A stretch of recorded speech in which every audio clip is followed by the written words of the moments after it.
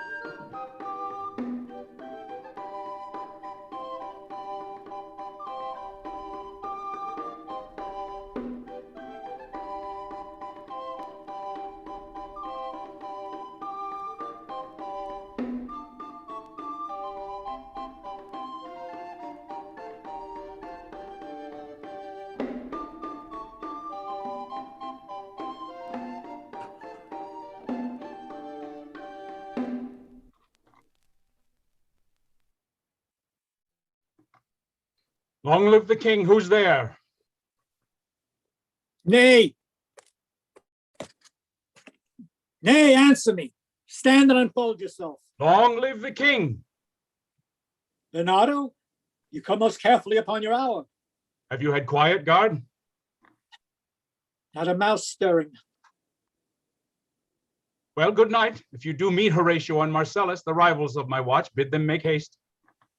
I think I hear them. Ah. Stand ho! Who's there? Friends to this ground. And liegemen to the Dane. Give you good night. Oh, farewell, honest soldier. Hola, Bernardo. Welcome, Horatio. Welcome, good Marcellus. What? Has this thing appeared again tonight? I have heard nothing. Horatio says but 'tis our fantasy, and will not let belief take hold of him, touching this dreaded sight twice seen of us. Therefore, I have entreated him along with us to watch the minutes of this night, that if again this apparition come, he may approve our eyes and speak to it. Then let us once again assail his ears that are so fortified against this story, what we have 2 nights seen. Last night of all, when yon same star that's westward from the pole had made his course to illumine that part of heaven where now it burns. Marcellus and myself, the bell then beating 1.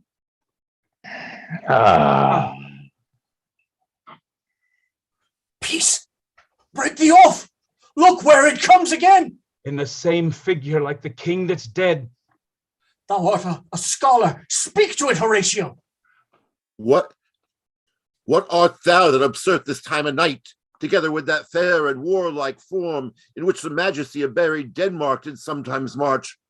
By heaven, I charge ye, speak! It is offended. See, it stalks away. Stay, speak, I charge ye, speak! 'Tis gone and will not answer. How now, Horatio? You tremble and look pale. Is this not something more than fantasy? What think you want? Before my God, I might not believe without my sensible and true avouch of my own eyes. Is it not like the king? As thou art to thyself. Thus, twice before, and jump at this dead hour, with martial stalk hath he gone by our watch. Well, may it sort that this portentous figure comes armed through our watch, so like the king that was and is. The question of these wars. Soft! Behold, lo, where he comes again. Cross it though it blast me. Stay, illusion! If thou hast any sound or use of voice, speak to me. If there be any good thing to be done that may to thee do ease and grace to me, speak to me. Stay and speak. Stop it, Marcellus! Shall I strike at it with my partisan? Do it if it will not stand. 'Tis here. 'Tis here. 'Tis gone. We do it wrong, being so majestical to offer it the show of violence, for it is as the air, invulnerable, and our vain blows malicious mockery. It was about to speak when the cock crew. And then it started like a guilty thing upon a fearful summons. I have heard the cock, which is the trumpet to the morn, doth with his lofty and shrill sounding throat awake the god of day, and at his warning, whether in sea or fire, in earth or air, the extravagant and erring spirit hies to his confined. And of the truth therein, this present object made probation. It faded on the crowing of the cock. Let us impart what we have seen tonight unto young Hamlet, for upon my life, this spirit dumb to us will speak to him. Do you consent we shall acquaint him with it, as needful of our loves fitting our duty? Aye. Let's do it, I pray, and I this morning know where we shall find him most conveniently.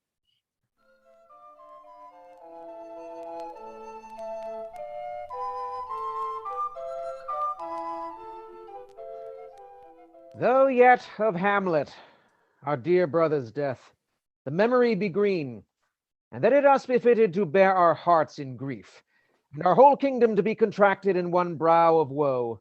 Yet so far hath discretion fought with nature, that we, with wisest sorrow, think on him together, with remembrance of ourselves. Therefore, our sometime sister, now our queen, the imperial jointress to this warlike state, have we as 'twere with a defeated joy, with one auspicious and one dropping eye, with mirth in funeral and with dirge in marriage, in equal scale weighing delight and dole, taken to wife. Nor have we herein barred your better wisdoms, which have freely gone with this affair along, for all our thanks. And now, Laertes, what's the news with you? You told us of some suit. What is Laertes? You were leaving pardon to return to France, from whence, though willingly I came to Denmark to show my duty in your coronation, yet now I must confess that duty done, my thoughts and wishes bend again toward France, and bow them in your gracious leave and pardon. Have you your father's leave? What says Polonius? He hath, my lord, wrung from me my slow leave by laborsome petition, and at last upon his will I sealed my hard consent. I do beseech you, give him leave to go. Take thy fair hour, Laertes, time be thine, and thy best graces spend it at thy will. But now, my cousin Hamlet, and my son. A little more than kin and less than kind. Good Hamlet, cast thy knighted colour off, and let thine eye look like a friend on Denmark. Do not forever with thy veiled lids seek for thy noble father in the dust. Thou know'st 'tis common. All that lives must die, passing through nature to eternity. Aye, madam, it is common. If it be, why seems it so particular with thee? Seems, madam? Nay, it is. I know not seems. 'Tis not alone my inky cloak, good mother, together with all forms, moods, shapes of grief that can denote me truly. These indeed seem, for they are actions that a man might play. But I have that within which passeth show, these but the trappings and the suits of woe. 'Tis sweet and commendable in your nature, Hamlet, to give these mourning duties to your father. But you must know, your father lost a father, that father lost his. And the survivor, bound in filial obligation for some term to do obsequious sorrow. But to persever in obstinate condolement is a course of impious stubbornness. 'Tis unmanly grief. It shows a will most incorrect to heaven, a heart unfortified, a mind impatient, an understanding simple and unschooled. For what we know must be and is as common as any the most vulgar thing to sense. Why should we in our peevish opposition take it to heart? Why, 'tis a fault to heaven, a fault against the dead, a fault to nature, to reason most absurd, whose common theme is death of fathers, and who still hath cried from the very course till he that died today. This must be so. We pray you, throw to earth this unprevailing woe, and think of us as of a father. For let the world take note, you are the most immediate to our throne, and with no less nobility of love than that which dearest father bears his son, do I impart toward you. For your intent in going back to school in Wittenberg, it is most retrograde to our desire. And we beseech you, bend you to remain here in the cheer and comfort of our eye, our chiefest courtier, cousin, and our son. Let not your mother lose her prayers, Hamlet. I pray thee, stay with us. Go not to Wittenberg. I shall in all my best obey you, madam. Aye, 'tis a loving and a fair reply. Be as ourself in Denmark. Madam, come.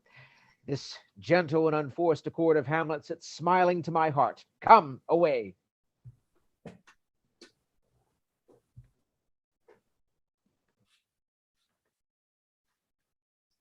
Oh, that this too solid flesh would melt, thaw, and resolve itself into a dew.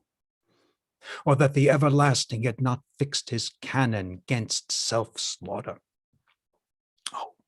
God, God, how weary, stale, flat, and unprofitable seem to me all the uses of this world. That it should come to this, but 2 months dead. Nay, not so much, not 2.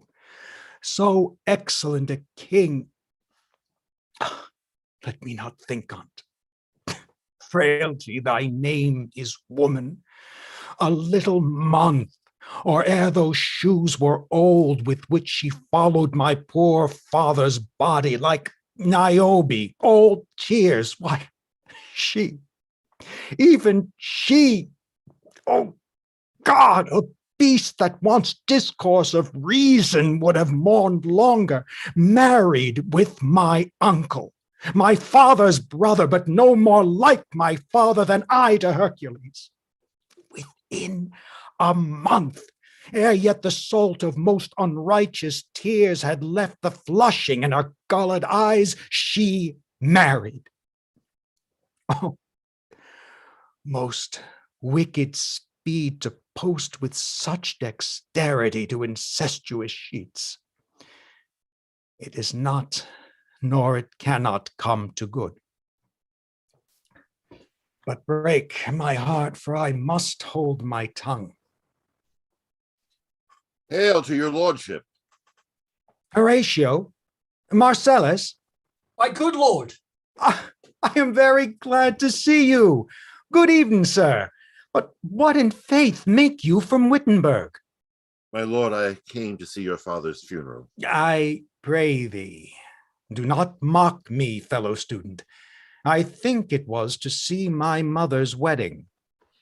Indeed, my lord, it followed hard upon. Thrift, Horatio.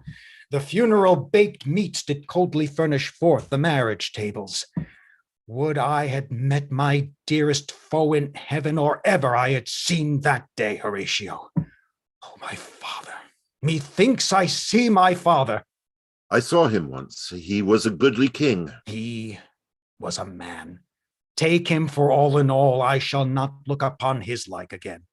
My lord, I think I saw him yesternight. Saw? Who? My lord, the king, your father.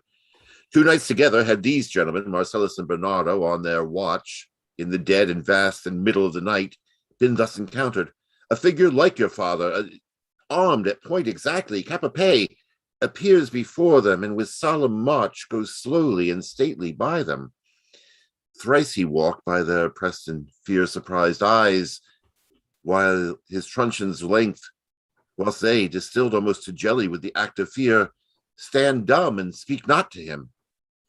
This in dreadful secrecy did they impart to me, and I with them the 3rd night kept the watch, where, as they had delivered, both in time, form of the thing, each word made true and good, the apparition comes. I knew your father. These hands are not more alike. But where was this? my lord, upon the platform where we watched. Did you not speak to it? My lord, I did, but answer made it none. Oh, 'tis very strange. As I do live, my honored lord, 'tis true, and we did think it writ down on our duty to let you know of it. Indeed, sirs, but this troubles me. Hold you the watch tonight. We do, my lord.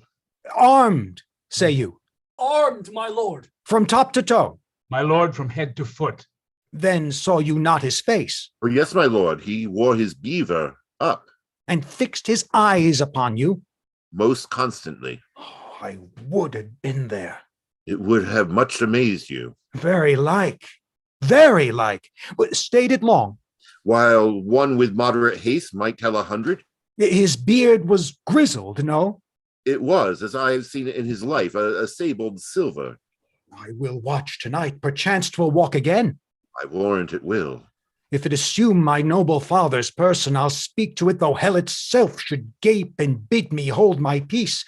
So, fare you well. Upon the platform, twixt 11 and 12, I'll visit you. Our duty to your honor. Your loves as mine to you. Farewell. My father's spirit in arms. All is not well. I doubt some foul play. Oh, would the night were come. Till then sit still my soul. Foul deeds will rise, though all the earth o'erwhelm them to men's eyes.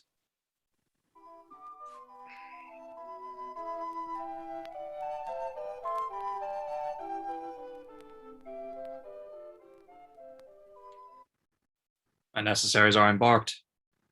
Farewell.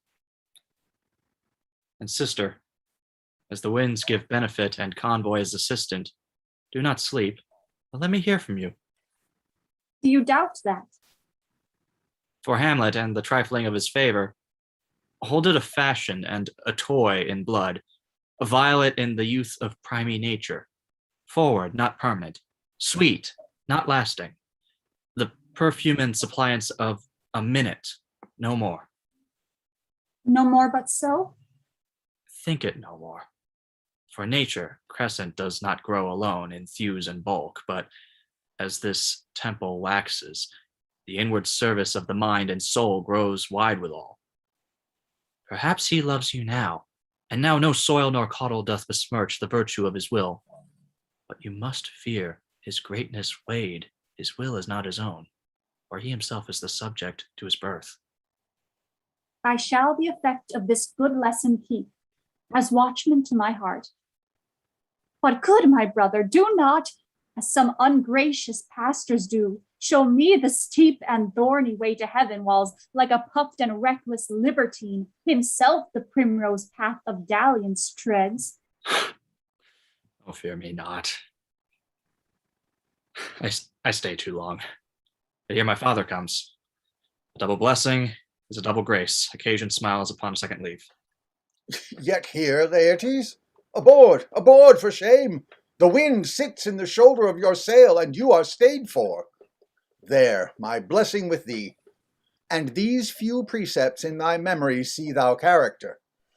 Give thy thoughts no tongue, nor any unproportionate thought his act.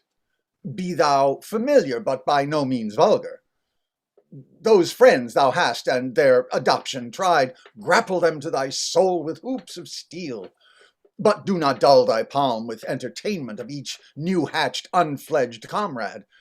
Beware of entrance to a quarrel, but, being in, bear't that the opposed may beware of thee. Give every man thy ear, but few thy voice. Take each man's censure, but reserve thy judgment. Costly thy habit as thy purse can buy, but not expressed in fancy, rich, not gaudy, for the apparel oft proclaims the man. And they in France of the best rank and station are of a most select and generous chief in that. Neither a borrower nor a lender be, for loan oft loses both itself and friends, and borrowing dulls the edge of husbandry. And it, above all, to thine own self be true. And it must follow as the day the night. Thou canst not then be false to any man. Farewell. My blessing season this in thee. Most humbly do I take my leave, my lord. Farewell, Ophelia. Remember well what I said to you. 'Tis in my memory locked, and you yourself shall keep the key of it. Farewell.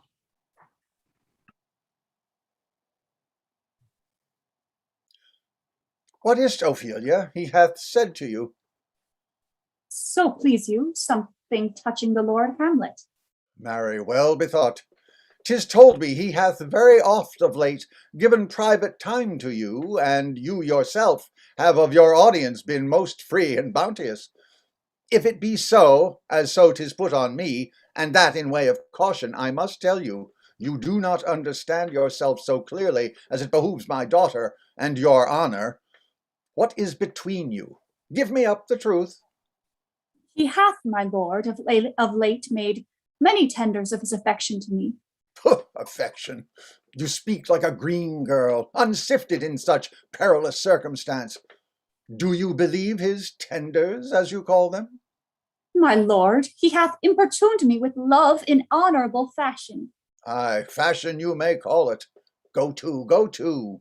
And hath given countenance to his speech, my lord, with almost all the holy vows of heaven.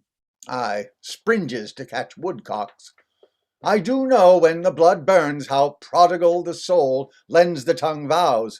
These blazes, daughter, giving more light than heat, extinct in both, even in their promise, as it is a making you must not take for fire. From this time be somewhat scatter of your maiden presence. Set your entreatments at a higher rate than command to parley. For Lord Hamlet believes so much in him that he is young, and with a larger tether may he walk than may be given you.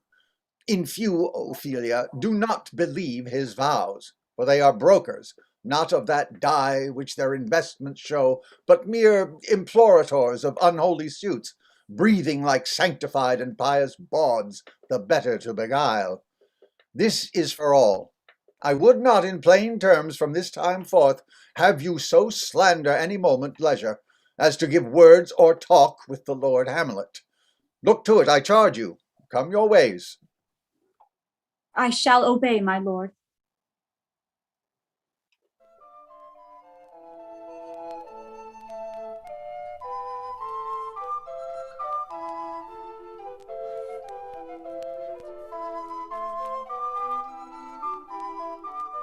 What hour now? I think it lacks of 12. No, it is struck. Indeed, I heard it not. Then it draws near the season wherein the spirit held his wont to walk. Look, my lord, it comes. Angels and ministers of grace, defend us. Be thou a spirit of health or goblin damned. Bring with thee airs from heaven or blasts from hell. Be thy intents wicked or charitable. Thou comest in such a questionable shape that I will speak to thee. I'll call thee Hamlet, King, Father, Royal Dane. Oh, answer me. Say, why is this? Wherefore? What should we do? It beckons you to go away with it, as if it's some impartmented desire to you alone.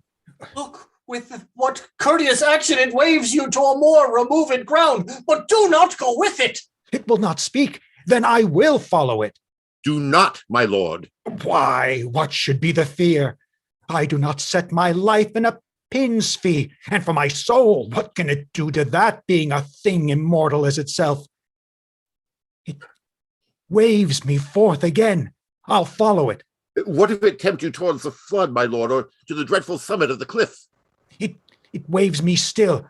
Go on, I'll follow thee. You shall not go, my lord. Hold off your hands. Be ruled, you shall not go. My fate cries out and makes each petty artery in this body as hardy as the Neman lion's nerve. Still I am called. Unhand me, gentlemen. By heaven, I'll make a ghost of him that lets me.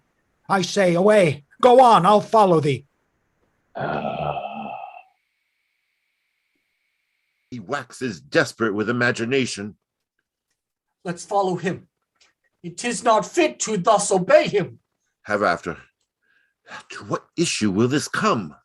Something is rotten in the state of Denmark. Heaven will direct it. Nay, let's follow him.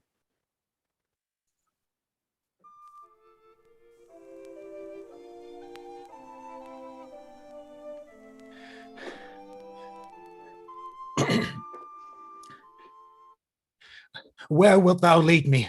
Speak, I'll go no further. Mock me. I will.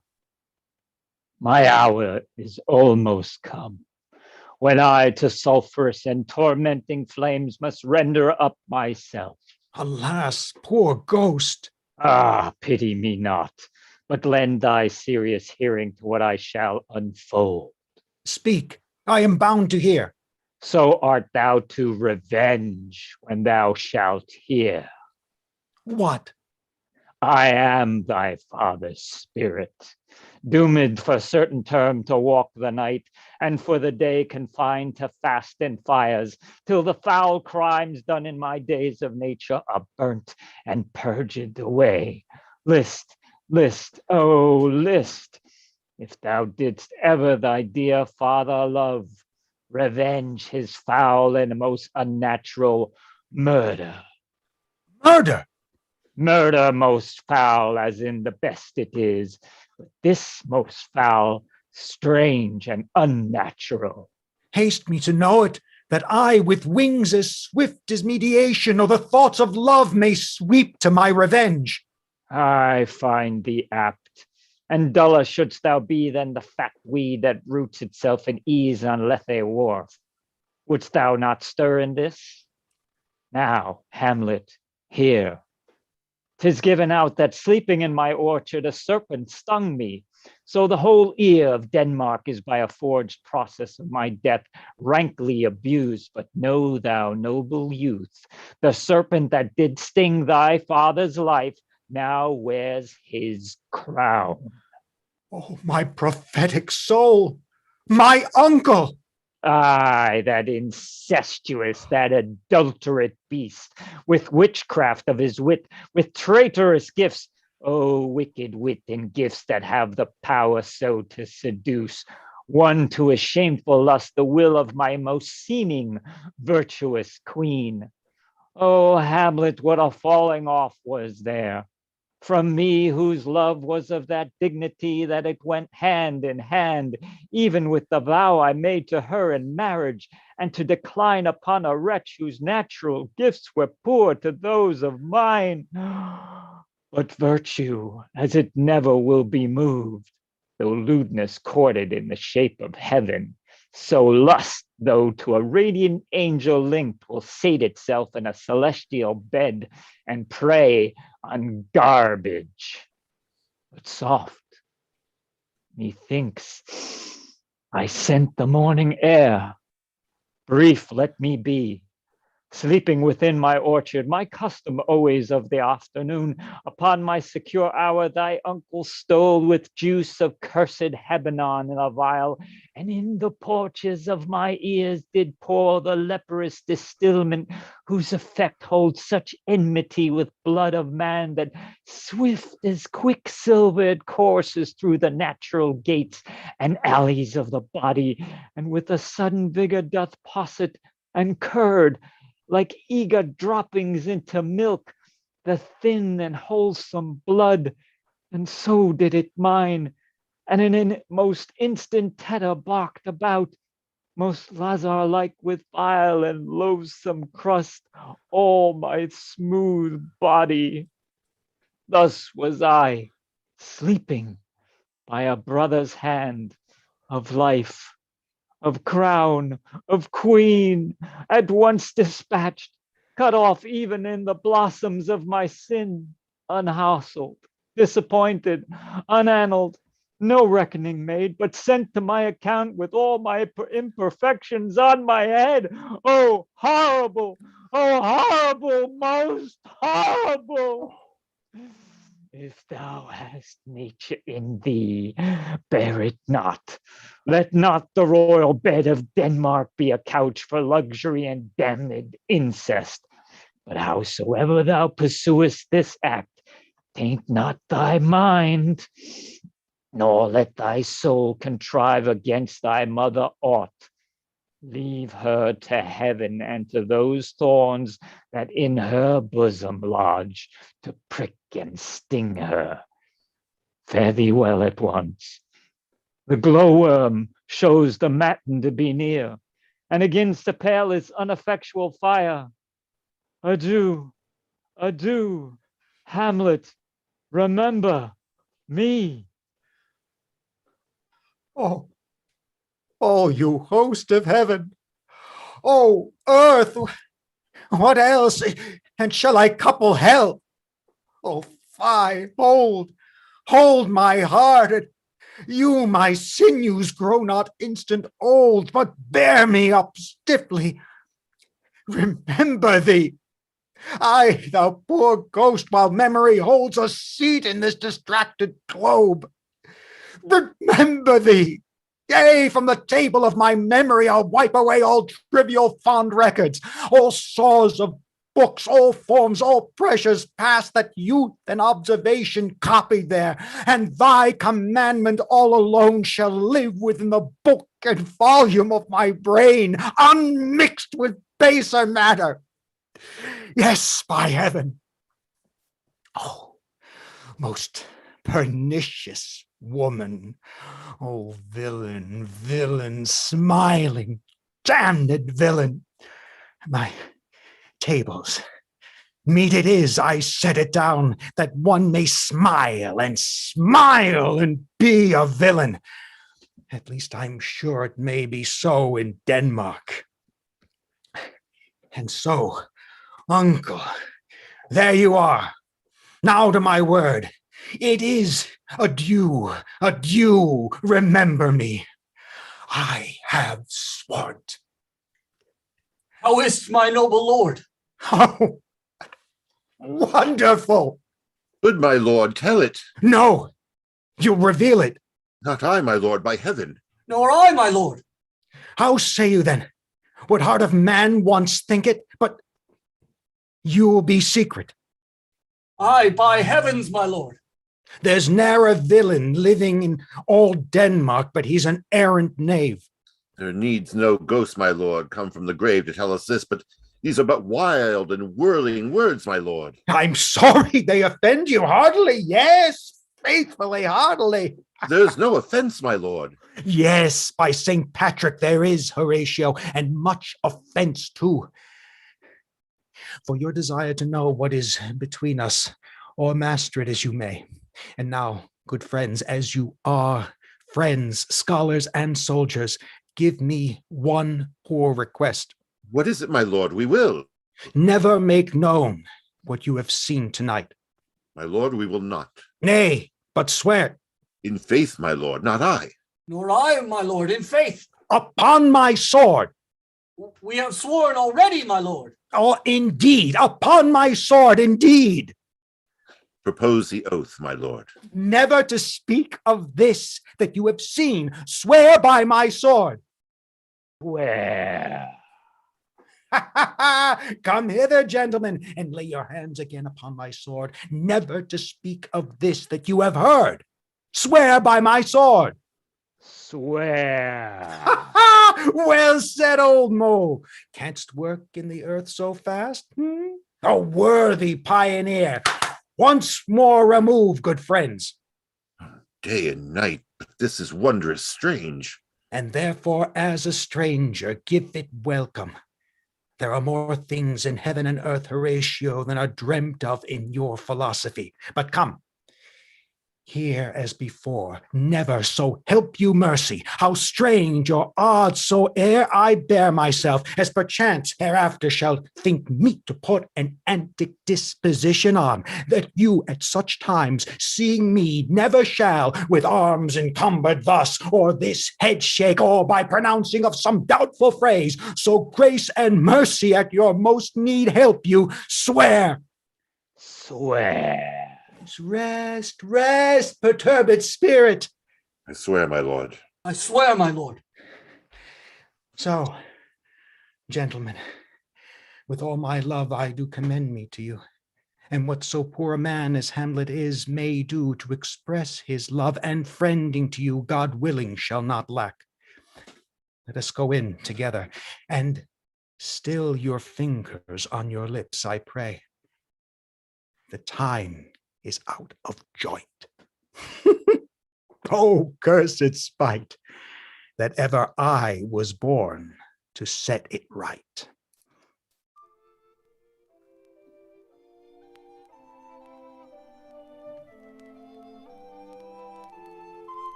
How now, Ophelia? What's the matter? Oh, my lord, I have been so affrighted. My lord, as I was sewing in my closet, Lord Hamlet, with his doublet all unbraced, no hat upon his head, his stockings fouled, ungartered, and down give to his ankle, and with a look so piteous and purport, as if he had been loosed out of hell to speak of horrors. He comes before me. What said he? He took me by the wrist and held me hard. He falls to such perusal of my face that as he would draw it. Long stayed he so, at last, a little shaking of mine arm, and thrice his head thus waving up and down. He raised a sigh so piteous and profound, as it did seem to shatter all of his bulk and end his being. That done, he lets me go, and with his head over his shoulder turned, he seemed to find his way without his eyes. For out of doors he went without their helps, and to the last bended their light on me. Come, go with me. I will go seek the king. This is the very ecstasy of love. Have you given him any hard words of late? No, my good lord, but as you did command, I did repel his fetters and denied his access to me. That hath made him mad. I am sorry that with better heed and judgment I had not quoted him. I feared he did but trifle, and meant to wreck thee, but beshrew my jealousy. By heaven, it is as proper to our age to cast beyond ourselves in our opinions, as it is common for the younger sort to lack discretion. Come, go we to the king.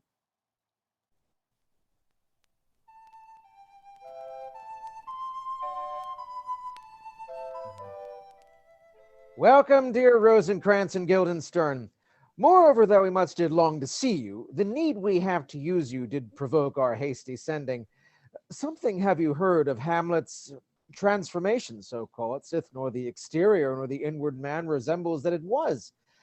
I entreat you both that you vouchsafe your rest here in our court some little time, so by your companies to draw him on to pleasures, and to gather so much as from occasion you may glean, whether aught to us unknown afflicts him thus, that opened lies within our remedy.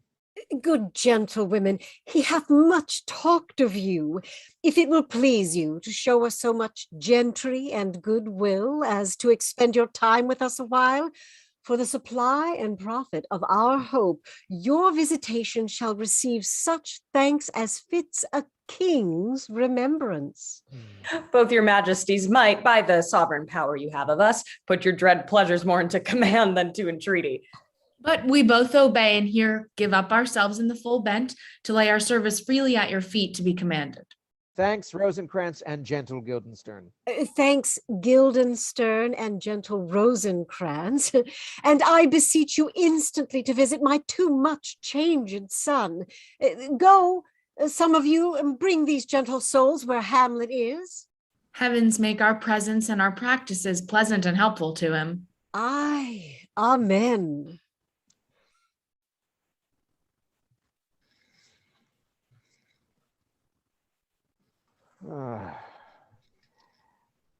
Lord Polonius. The ambassadors from Norway, my good lord, are joyfully returned. Thou still hast been the father of good news. Have I, my lord? I assure my good liege, I hold my duty as I hold my soul, both to my God and my gracious king.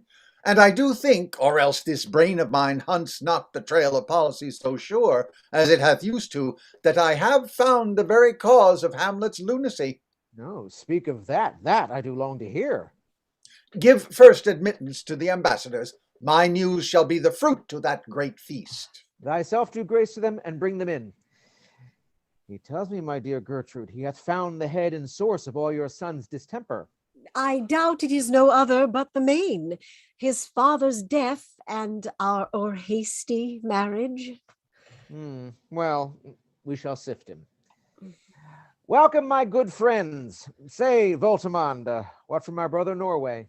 Most fair return of greetings and desires.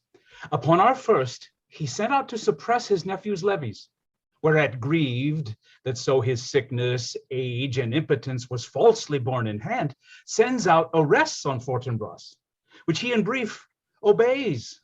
Wherein old Norway, overcome with joy, gives him 3,000 crowns in annual fee, and his commission to employ those soldiers so levied as before against the Polak, with an entreaty, further here shown, that it might please you to give pass through your dominions for this enterprise, on such regards of safety and allowance are therein set down. It likes us well, and at our more considered time we'll read, answer, and think upon this business. Meantime, we thank you for your well-took labor. This business is well ended. My liege and madam, to expostulate what majesty should be, what duty is, why day is day, night night, and time is time, were nothing but to waste night, day, and time. Therefore, since brevity is the soul of wit, and tediousness the limbs and outward flourishes, I will be brief. Your noble son is mad. What? Mad, I call it, for to define true madness, what is but to be nothing else but mad? But let that go. More matter with less art. Madam, I swear I use no art at all. That he is mad, 'tis true, 'tis true, 'tis pity, and pity 'tis true. A foolish figure. But farewell it, for I will use no art. Mad, let us grant him then, and now remains that we find out the cause of this effect, or rather say, the cause of this defect, for this effect defective comes by cause.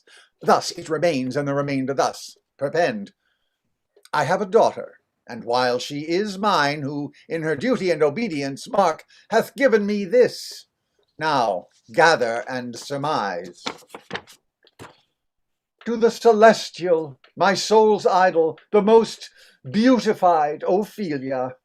Oh, that's an ill phrase, a vile phrase. Beautified is a vile phrase, but you shall hear thus. In her excellent white bosom these... Came this from Hamlet to her? Good madam, stay a while, I will be faithful. Doubt thou the stars are fire? Doubt that the sun doth move, doubt truth to be a liar, but never doubt I love. O dear Ophelia, I am at these numbers. I have not aught to reckon my groans, but that I love thee best. O most best, believe it. Adieu. Thine evermore, most dear lady, whilst this machine is to him, Hamlet. This in obedience hath my daughter shown me. And more above hath his solicitings, as they fell out by time, by means and place, all given to mine ear. But how hath she received his love? What do you think of me? As of a man faithful and honorable. I would fain prove so. But what might you think when I had seen this hot love on the wing, as I perceived it, I must tell you that, before my daughter told me, what might you think? No, I went round to work, and my young mistress thus I did bespeak. Lord Hamlet is a prince out of thy star. This must not be. And then I precepts gave her that she should lock herself from his resort. Admit no messengers, receive no tokens. Which done, she took the fruits of my advice, and he, repulsed, a short tale to make, fell into a sadness, then into a fast, then to a watch, thence into a weakness, then to a lightness, and by this declension into the madness wherein now he raves, and all we mourn for. Gertrude, do you think 'tis this? It may be, very likely. Take this from this, if this be otherwise. If circumstances lead me, I will find where truth is hid, though it were hid indeed within the center. How may we try it further? You know, sometimes he walks 4 hours together here in the lobby. So he does, indeed. At such a time I'll loose my daughter to him. Be you and I behind an arras, then, mark the encounter. If he love her not, and be not from his reason fallen thereon, let me be no assistant for estate, but keep a farm and carters. We will try it. But look, where sadly the poor wretch comes, reading. Away, I do beseech you, both, away. I'll board him presently.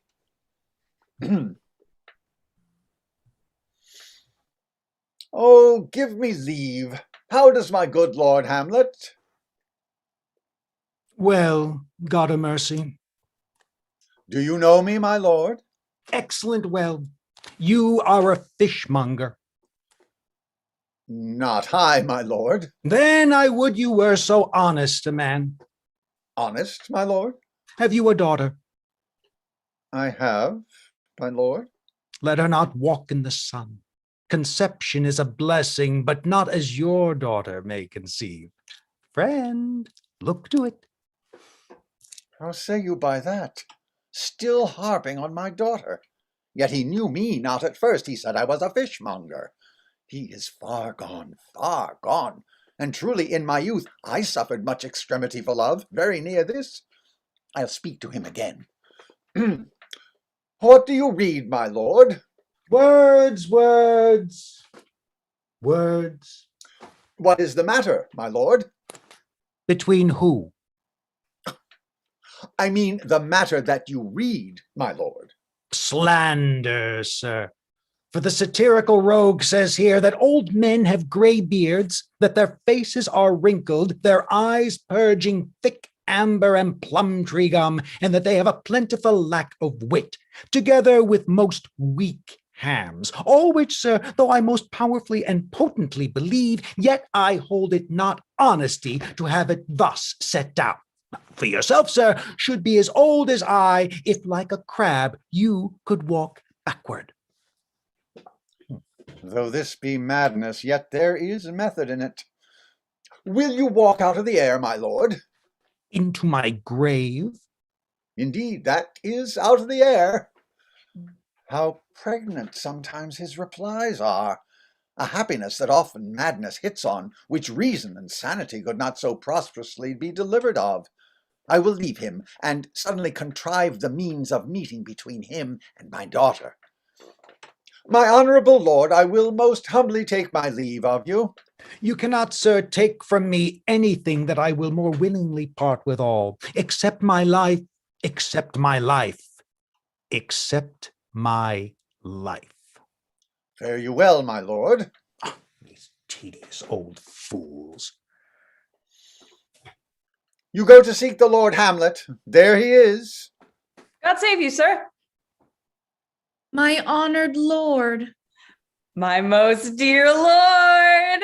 My excellent good friends, how dost thou, Guildenstern? Ah, Rosencrantz, how do you both? What's the news?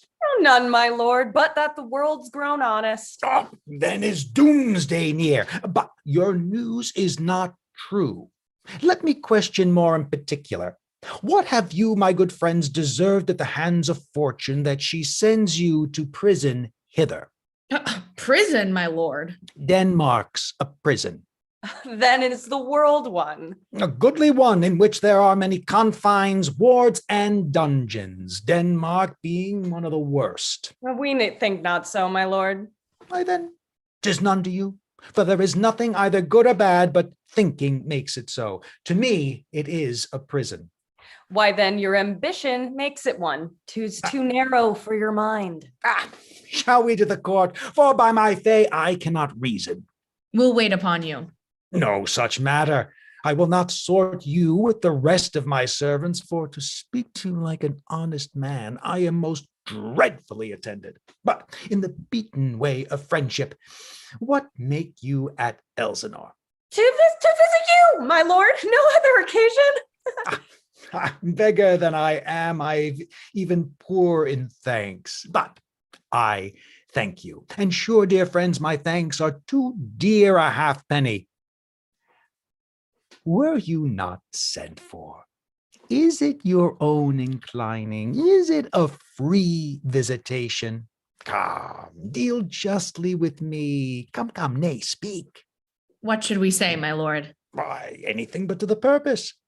You were sent for, and there is a kind of confession in your looks which your modesties have not craft enough to color. I know the good king and queen have sent for you.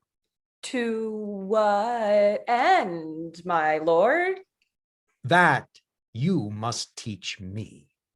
But let me conjure you, by the rights of our fellowship, by the consonancy of our youth, by the obligation of our ever-preserved love, and by what more dear a better proposer could charge you withal, be even and direct with me, whether you were sent for or no.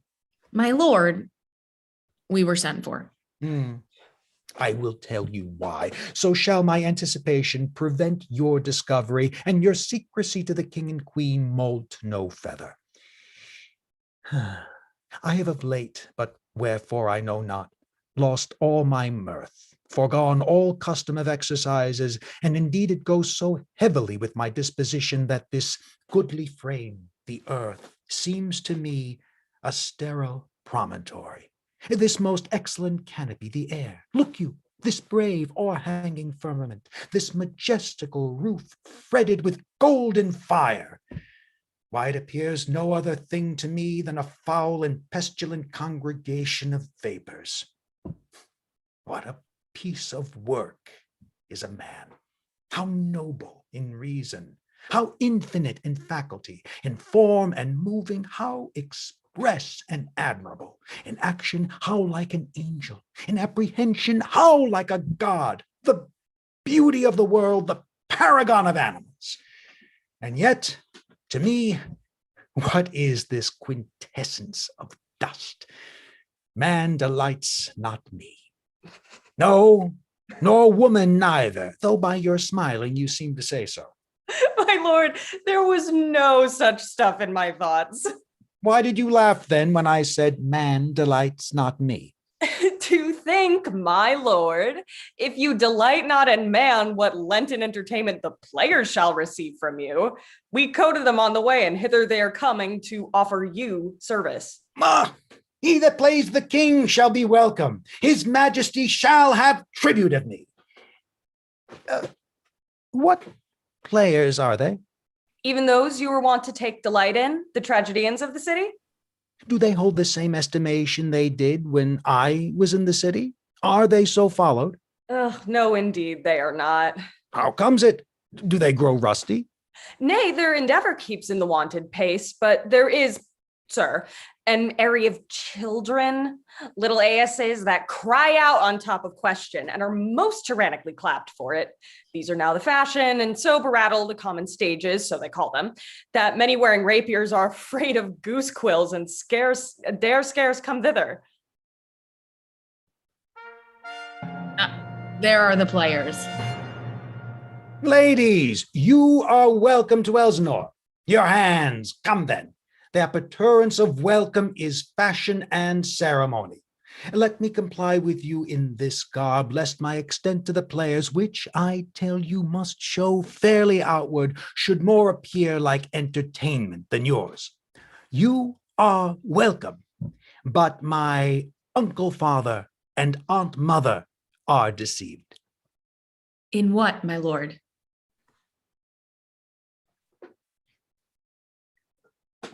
I am but mad north-northwest. When the wind is southerly, I know a hawk from a handsaw.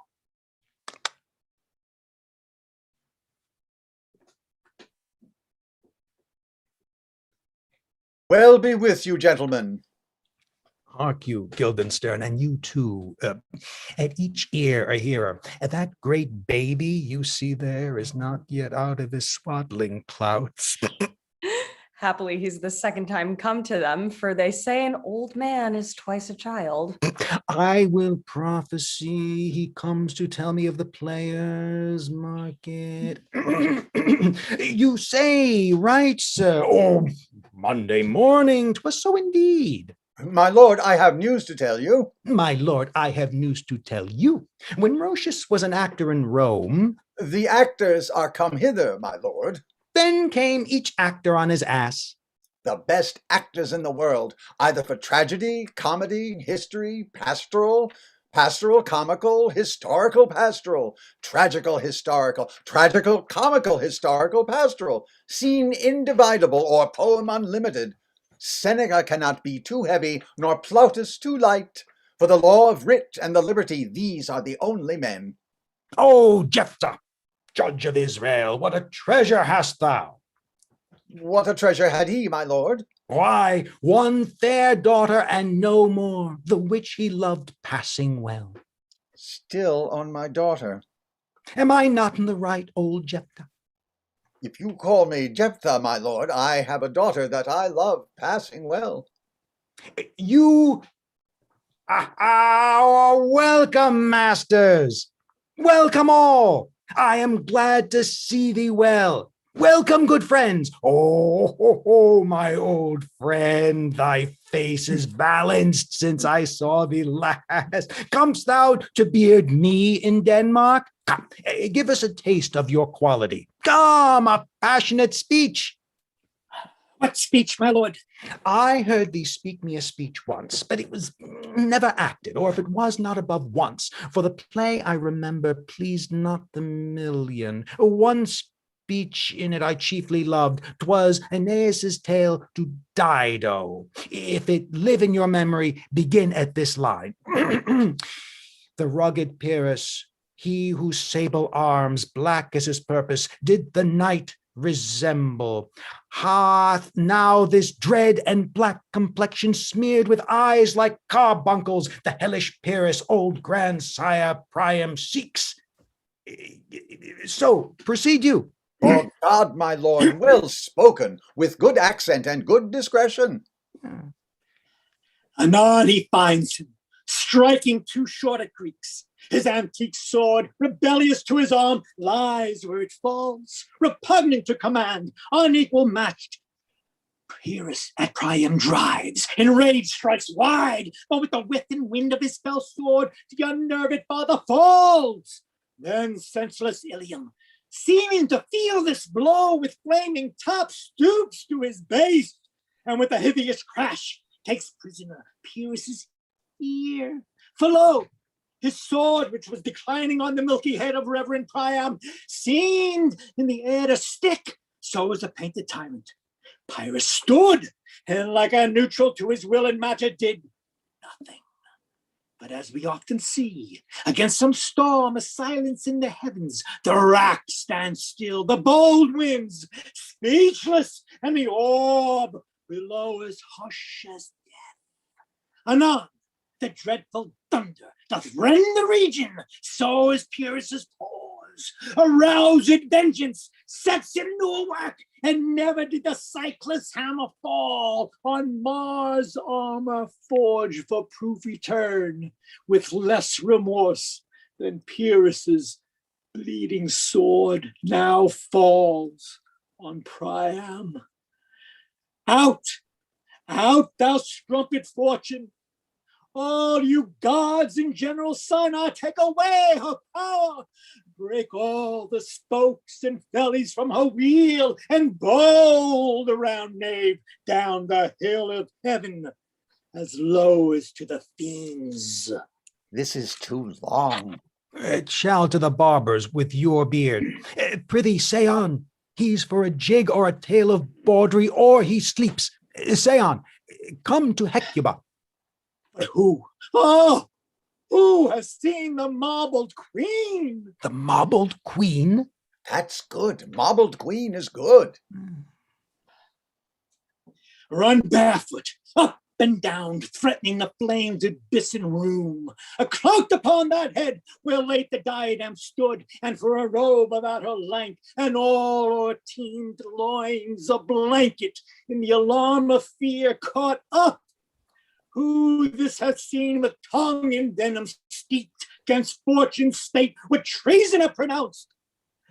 But if the gods themselves did see her then, when she saw Pyrrhus make malicious sport in mincing with his sword her husband's limbs, the instant burst of clamor that she made, unless things mortal move them not at all, would have made milch the burning eyes of heaven.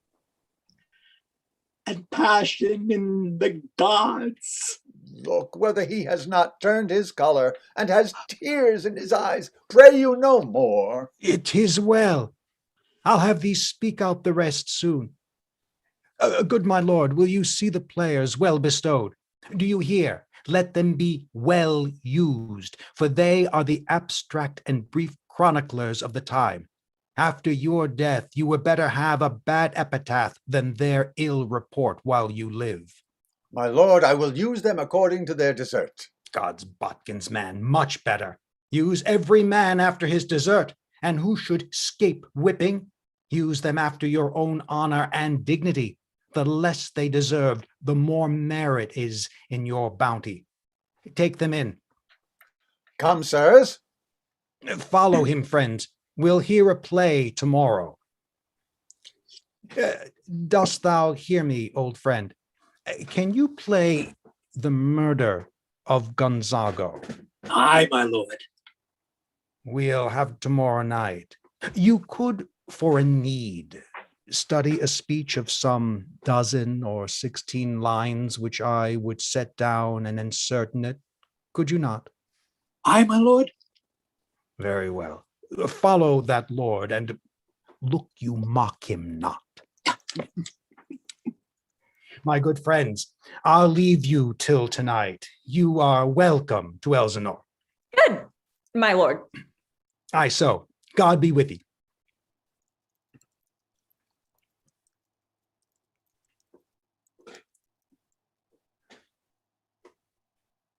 Now I am alone. Oh, what a rogue and peasant slave am I. Is it not monstrous that this player here, but in a fiction, in a dream of passion, could force his soul so to his own conceit, that from her working all his visage waned, tears in his eyes, distraction in his aspect, a broken voice, and his whole function suiting with forms to his conceit. And all for nothing, for Hecuba. What's Hecuba to him, or he to Hecuba, that he should weep for her? What would he do had he the motive and the cue for passion that I have? He would drown the stage with tears and cleave the general ear with horrid speech, make mad the guilty and appall the free, confound the ignorant and amaze indeed the very faculties of eyes and ears. What an ass am I!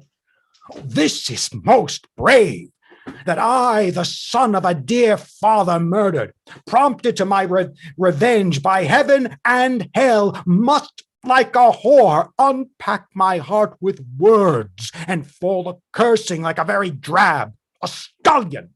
Fire upon it! Oh, about my brain!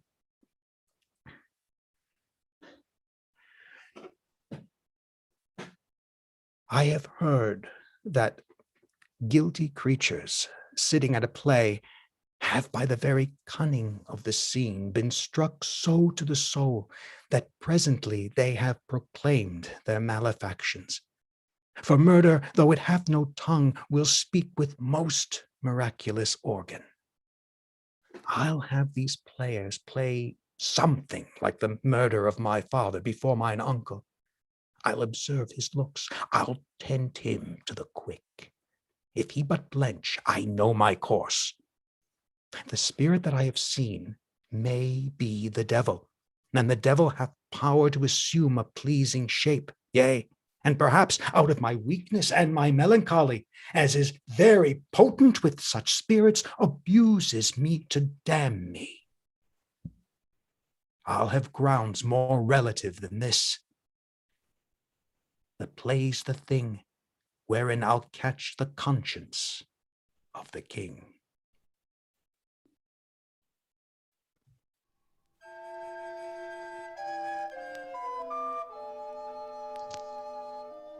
And can you, by no drift of circumstance, get from him why he puts on this confusion, grating so harshly all his days of quiet with turbulent and dangerous lunacy? He does confess he feels himself distracted, but from what cause he will by no means speak. Nor do we find him forward to be sounded, but with crafty madness keeps aloof when we would bring him on to some confession of his true state. Did he receive you well? Oh, most like a gentleman. But with much forcing of his disposition. Did you essay him to any pastime?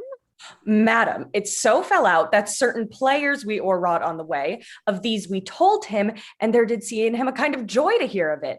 They are about the court, and as I think, they have already order this night to play before him. 'Tis most true, and he beseeched me to entreat your majesties to hear and see the matter. With all my heart, and it doth much content me to hear him so inclined. Good ladies, give him a further edge, and drive his purpose onto these delights. We shall, my lord. Sweet Gertrude, leave us too. for we have closely sent for Hamlet hither, that he, as 'twere by accident, may here affront Ophelia. Your father and myself, lawful espials, we will so bestow ourselves, that seeing unseen, we may of their encounter frankly judge, and gather by him as he has behaved, if it be the affliction of his love, or no, that thus he suffers for. I shall obey you. And for your part, Ophelia, I do wish that your good beauties be the happy cause of Hamlet's wildness. So shall I hope your virtues will bring him to his wonted way again, to both your honors. Madam, I wish it may. Ophelia, walk you here. Gracious, so please you, will bestow ourselves. Read on this book, that show of such an exercise may colour your loneliness. We are oft to blame in this, 'tis too much proved, that with devotion's visage and pious action we do sugar o'er the devil himself. Oh, 'tis true. How smart a lash that speech doth give my conscience. The harlot's cheek, beautied with plastering art, is not more ugly to the thing that helps it than is my deed to my most painted word. Oh, heavy burden. I hear him coming. Let's withdraw, my lord.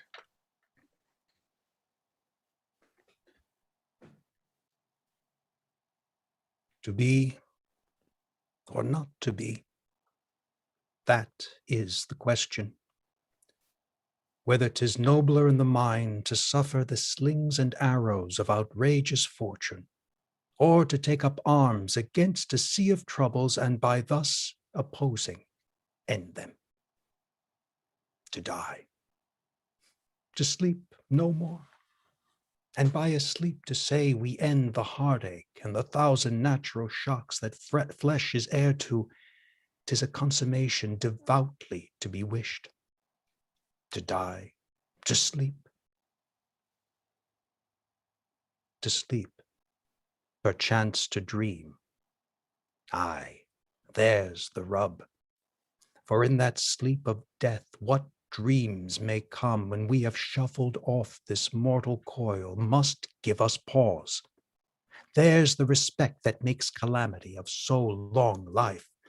For who would bear the whips and scorns of time, the oppressor's wrong, the proud man's contumely, the pangs of despised love, the law's delay, the insolence of office, and the spurns that patient merit of the unworthy takes, when he himself might his quietest make with a bare bodkin? Who would fardels bear to grunt and sweat under a weary life, but that the dread of something after death, the undiscovered country from whose bourne no traveler returns, puzzles the will and makes us rather bear those ills we have than fly to others that we know not of?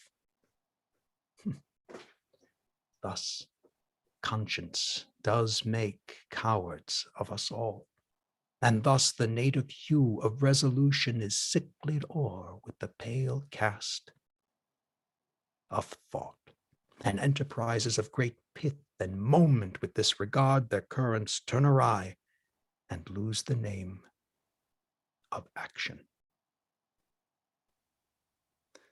Soft you now, the fair Ophelia. Nymph, in thy orisons be all my sins remembered. Good my lord, how does your honor for this many a day? I humbly thank you. Well. My lord, I have remembrances of yours that I have longed to redeliver. I pray you now receive them. No, not I. I never gave you aught. My honored lord, you know right well you did, and with them words of so sweet breath composed as made the things more rich. Their perfume lost, take these again. For to the noble mind, rich gifts wax poor when givers prove unkind. Oh, there, my lord.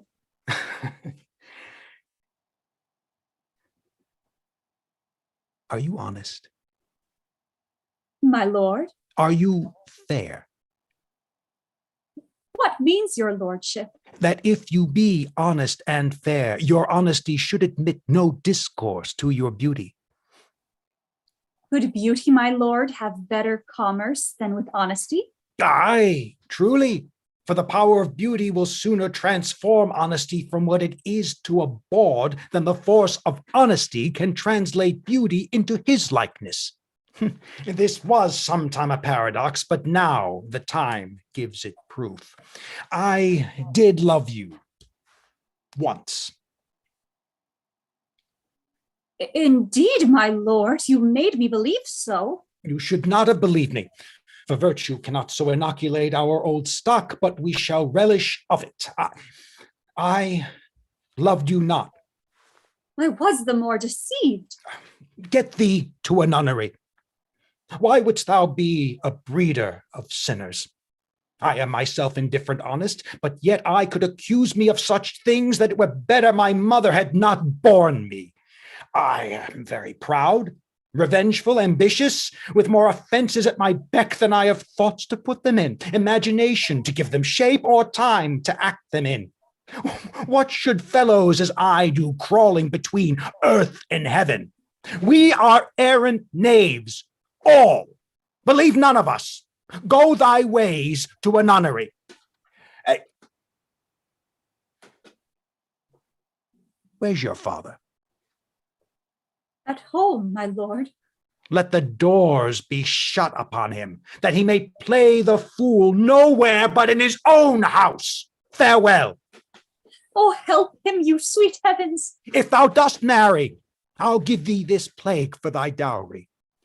Be thou as chaste as ice, as pure as snow, thou shalt not escape calumny.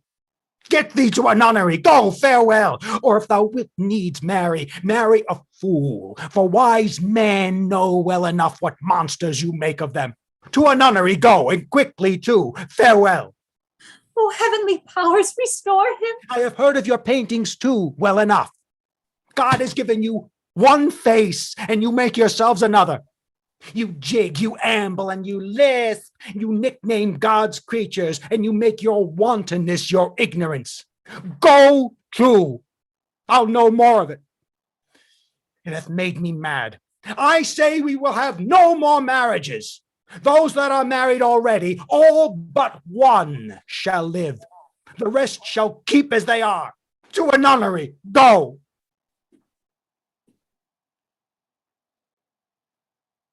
Oh, what a noble mind is here o'erthrown!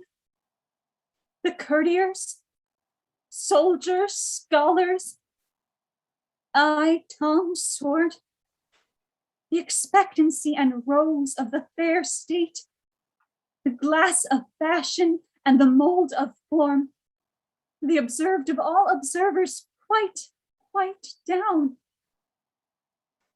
And I, of ladies most deject and wretched that sucked the honey of his music vows, now see that noble and most sovereign reason. Like sweet bells jangled out of tune and harsh, that unmatched form and feature of blown youth blasted with ecstasy. Oh, woe is he, to have seen what I have seen. See what I see. Love! His affections do not that way tend, nor what he spake, though it lacked form a little, was not like madness.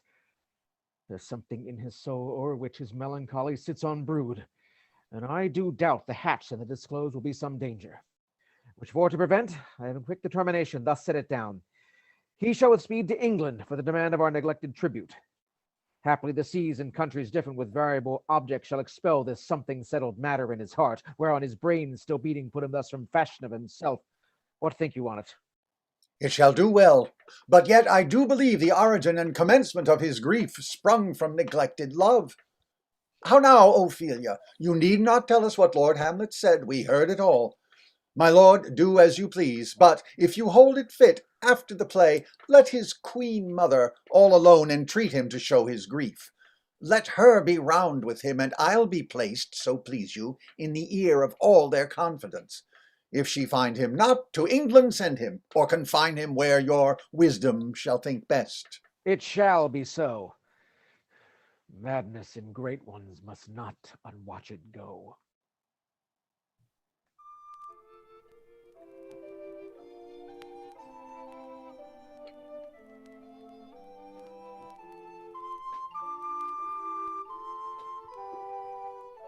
Speak the speech, I pray you, as I pronounced it to you, trippingly on the tongue.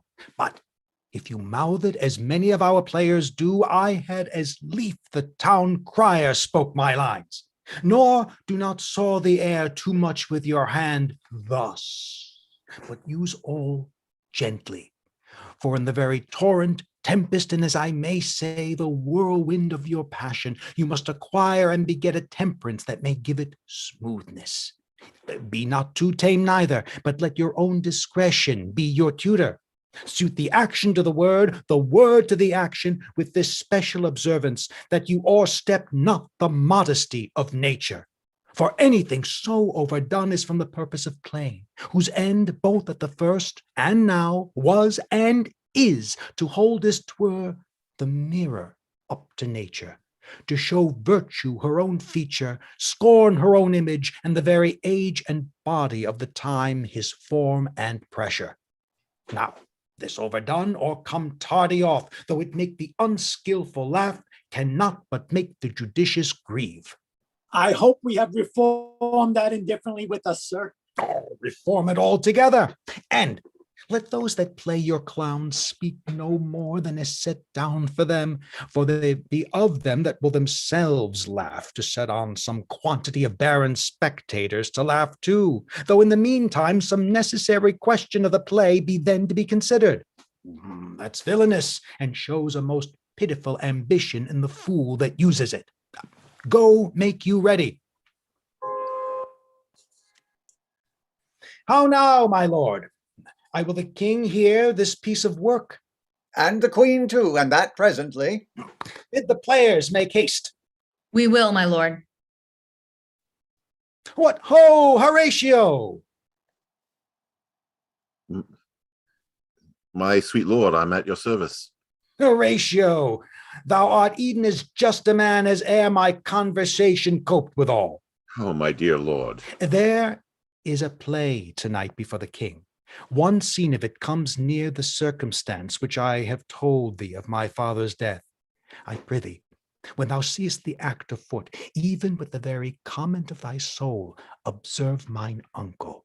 If his occulted guilt do not itself unkennel in one speech, it is a damned ghost that we have seen. Give him heedful note, for I mine eyes will rivet to his face, and after we will both our judgments join in censure of his seeming. Well, my lord, if he steal aught whilst this play is playing and escape detecting, I will pay the theft. They are coming to the play. I must be idle. Get you a place. How fares our cousin Hamlet? Excellent in faith. Of the chameleon's dish, I eat the air promise crammed. You cannot feed capons so. I have nothing with this answer, Hamlet. These words are not mine. No, nor mine now. My lord, you played once in the university, you say? That I did, my lord, and was accounted a good actor. What did you enact? I did enact Julius Caesar. I was killed in the Capitol. Brutus killed me. It was a brute part of him to kill so capital a calf there. Be the players ready. Aye, my lord, they stay upon your patience. Oh, come hither, my dear Hamlet. Sit by me. No, good mother. Here's metal more attractive. Oh, do you mark that? Lady, shall I lie in your lap? No, my lord. I mean my head upon your lap. Aye, my lord. Do you think I meant country matters? You are merry, my lord.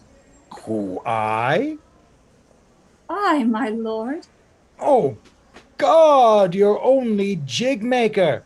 What should a man do but be merry? For look you how cheerfully my mother looks, and my father died within these 2 hours. Nay, 'tis twice 2 months, my lord. So long? Nay, then, let the devil wear black, for I'll have a suit of sables. Oh, heavens, died 2 months ago and not forgotten yet? Ha, then there's hope a great man's memory may outlive his life half a year. I'll mark the play. For us and for our tragedy, here stooping to your clemency, we beg your hearing patiently. Is this a prologue or the posy of a ring? 'Tis brief, my lord. As woman's love. Full 30 times hath Phoebus' cart gone round Neptune's salt wash and Tellus' orbit ground. And 30 dozen moons with borrowed sheen about the world have times 12 30s been, since love our hearts and Hymen did our hands unite commutal in most sacred bands. So many journeys may the sun and moon make us again count ere or love be done. But woe is me, you are so sick of late, so far from cheer and from your former state, that I distrust you. Yet though I discomfort you, my lord, it nothing must. For women's fear and love holds quantity in neither aught or in extremity. Now what my love is, proof hath made you know. And as my love is sized, my fear is so. Where love is great, the littlest doubts are fear. Where little fears grow great, great love grows there. Faith, I must leave thee, love, and shortly too. My operant powers their functions leave to do. And thou shalt live in this fair world behind, honored, beloved, and haply one as kind for husband shalt Oh, thou. confound the rest. Such love must needs be treason in my breast. In second husband, let me be accursed. None wed the second, but who killed the first? Wormwood, wormwood. The instances that second marriage move are base respects of thrift, but none of love. A second time I kill my husband dead, when second husband kisses me in bed. I do believe you think what now you speak. So think thou wilt no second husband wed. But die thy thoughts when thy first lord is dead.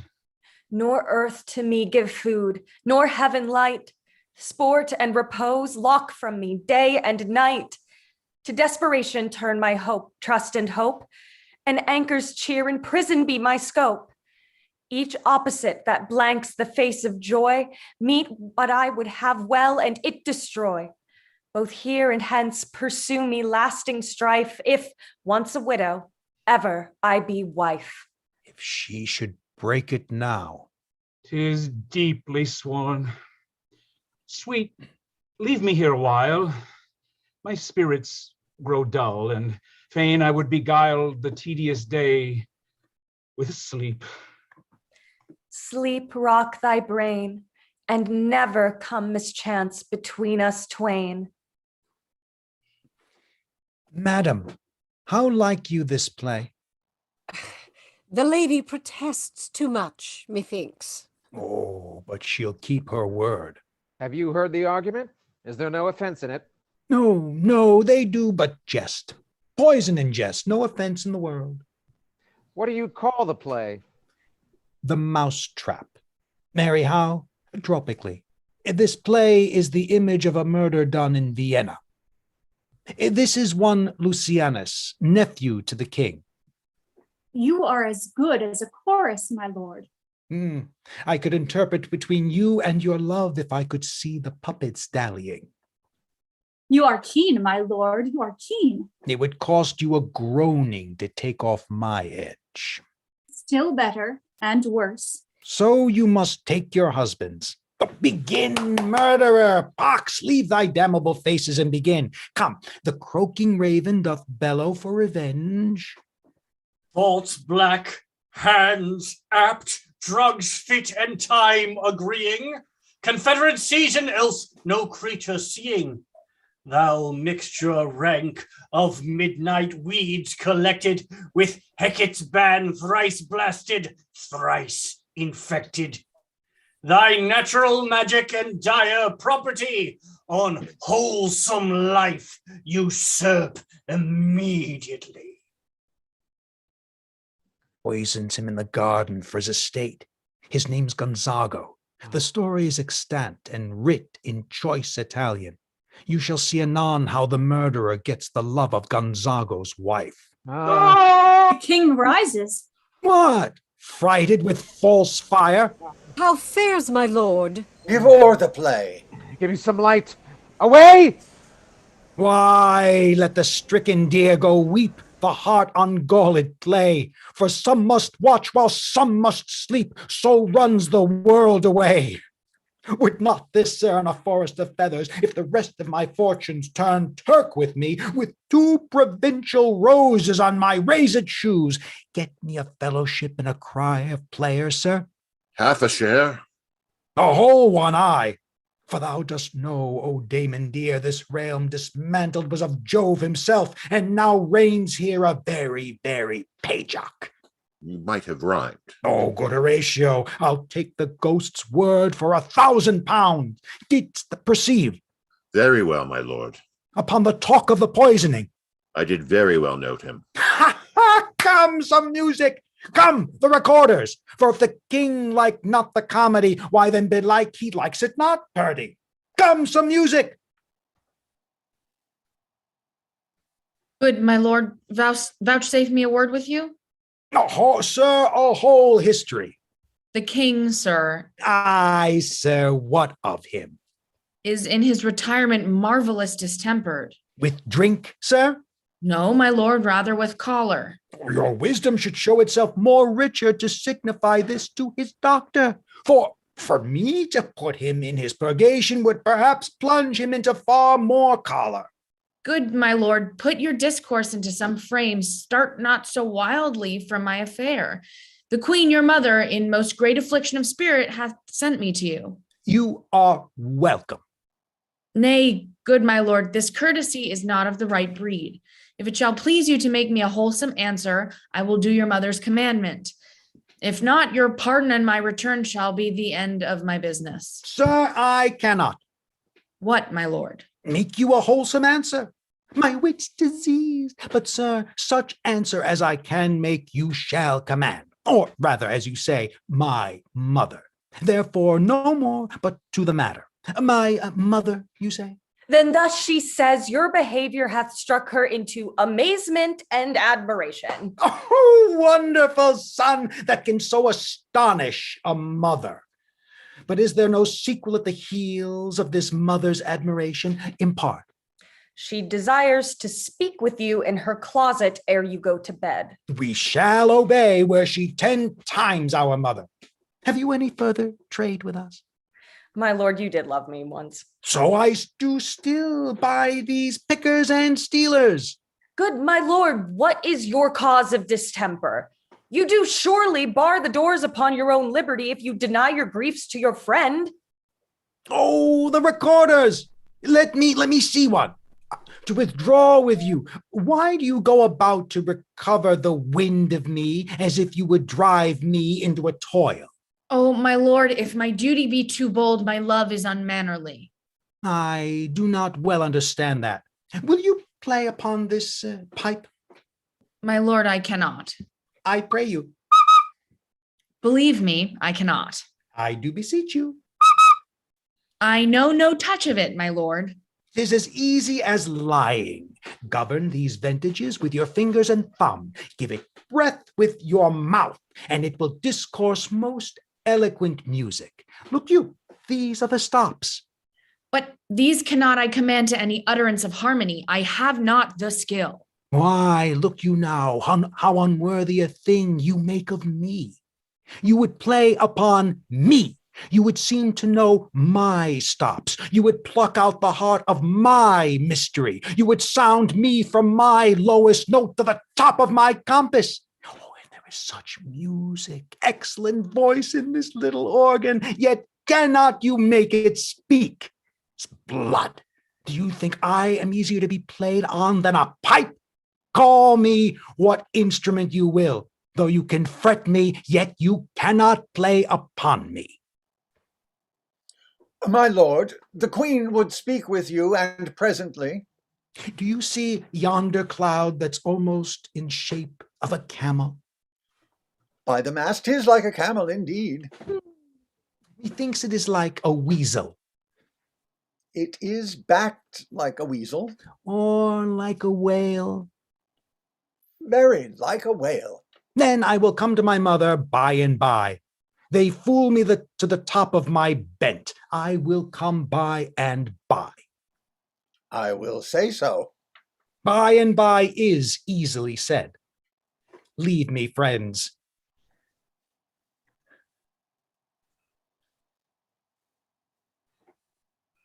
'Tis now the very witching time of night, when churchyards yawn and hell itself breathes out contagion to this world. Now could I drink hot blood and do such bitter business as the day would quake to look on.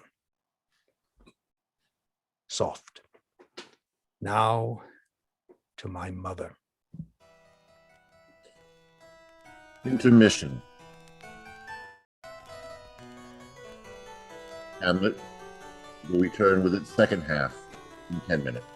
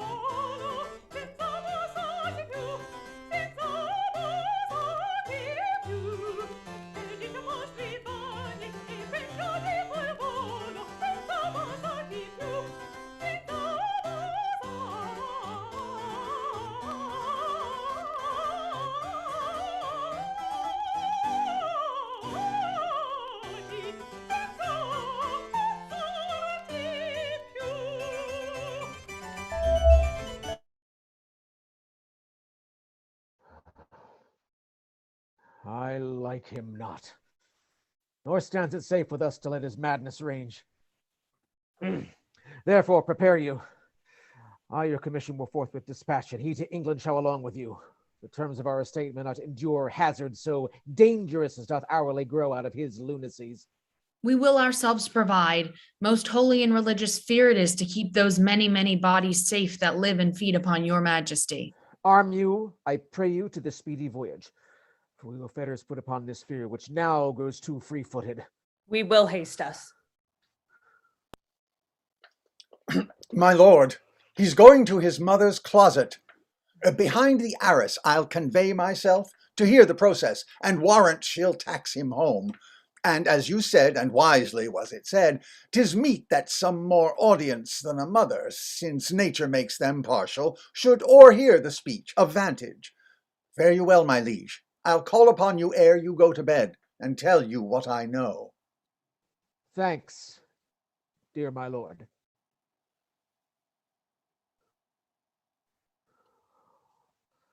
Oh, my offense is rank. Smell as to heaven. It hath the primal eldest curse upon it. A brother's murder.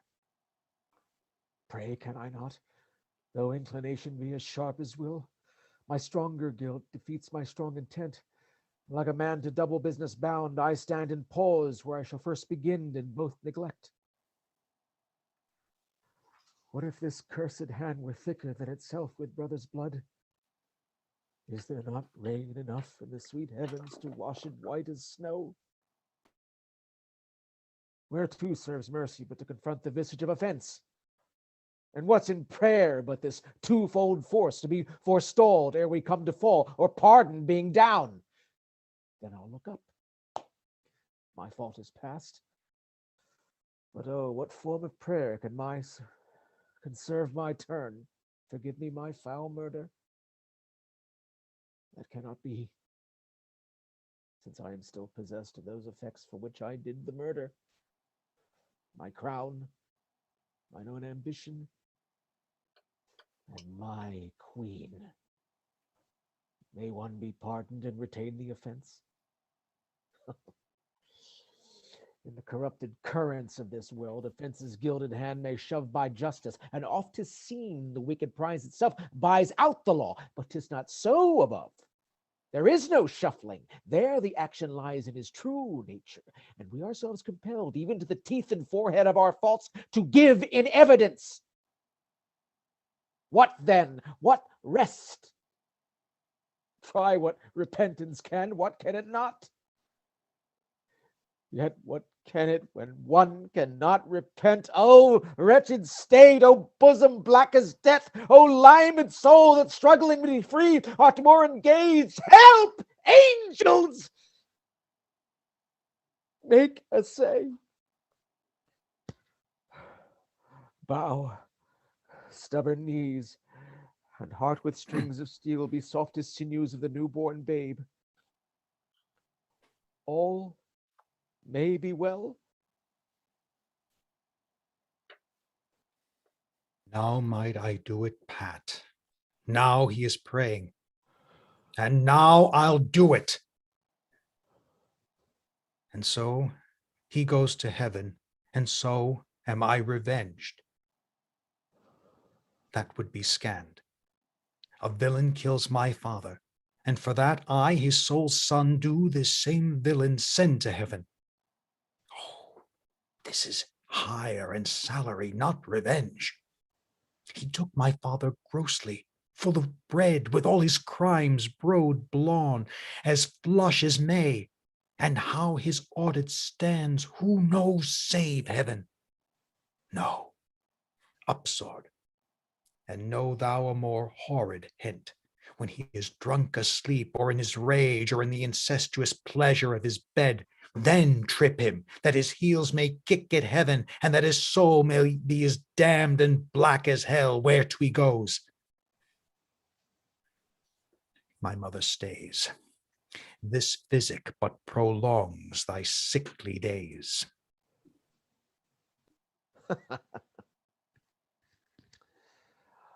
My words fly up, my thoughts remain below. Words without thoughts never to heaven go.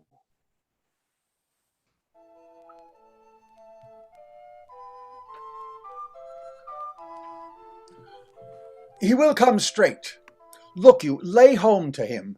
Tell him his pranks have been too broad to bear with, and that your grace hath screened and stood between much heat and him. I'll sconce me even here. Pray you, be round with him. Mother! Mother! Mother! I warrant you, fear me not. Withdraw, I hear him coming. Now, mother, what's the matter? Hamlet, thou hast thy father much offended. Mother, you have my father much offended. Oh, come, come, you answer with an idle tongue. Go, go, you question with a wicked tongue. Why, how now, Hamlet? Have you No. forgot me? By the rood, not so.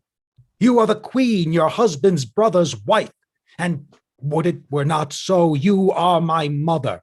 Nay, then I'll set those to you that can speak. Come, come and sit you down. You shall not budge. You go not till I set you up a glass where you may see the inmost part of you. What wilt thou do? Thou wilt not murder me. Help! Help! Oh! Oh, help, help, help! How now, a rat? Dead for a ducat! Dead! Oh, I am slain. Oh, me, what hast thou done? Nay, I know not. Is it the king? Oh, what a rash and bloody deed is this! A bloody deed, almost as bad, good mother, as kill a king and marry with his brother. As kill a king? Aye, lady, 'twas my word. Thou wretched, rash, intruding fool. Farewell.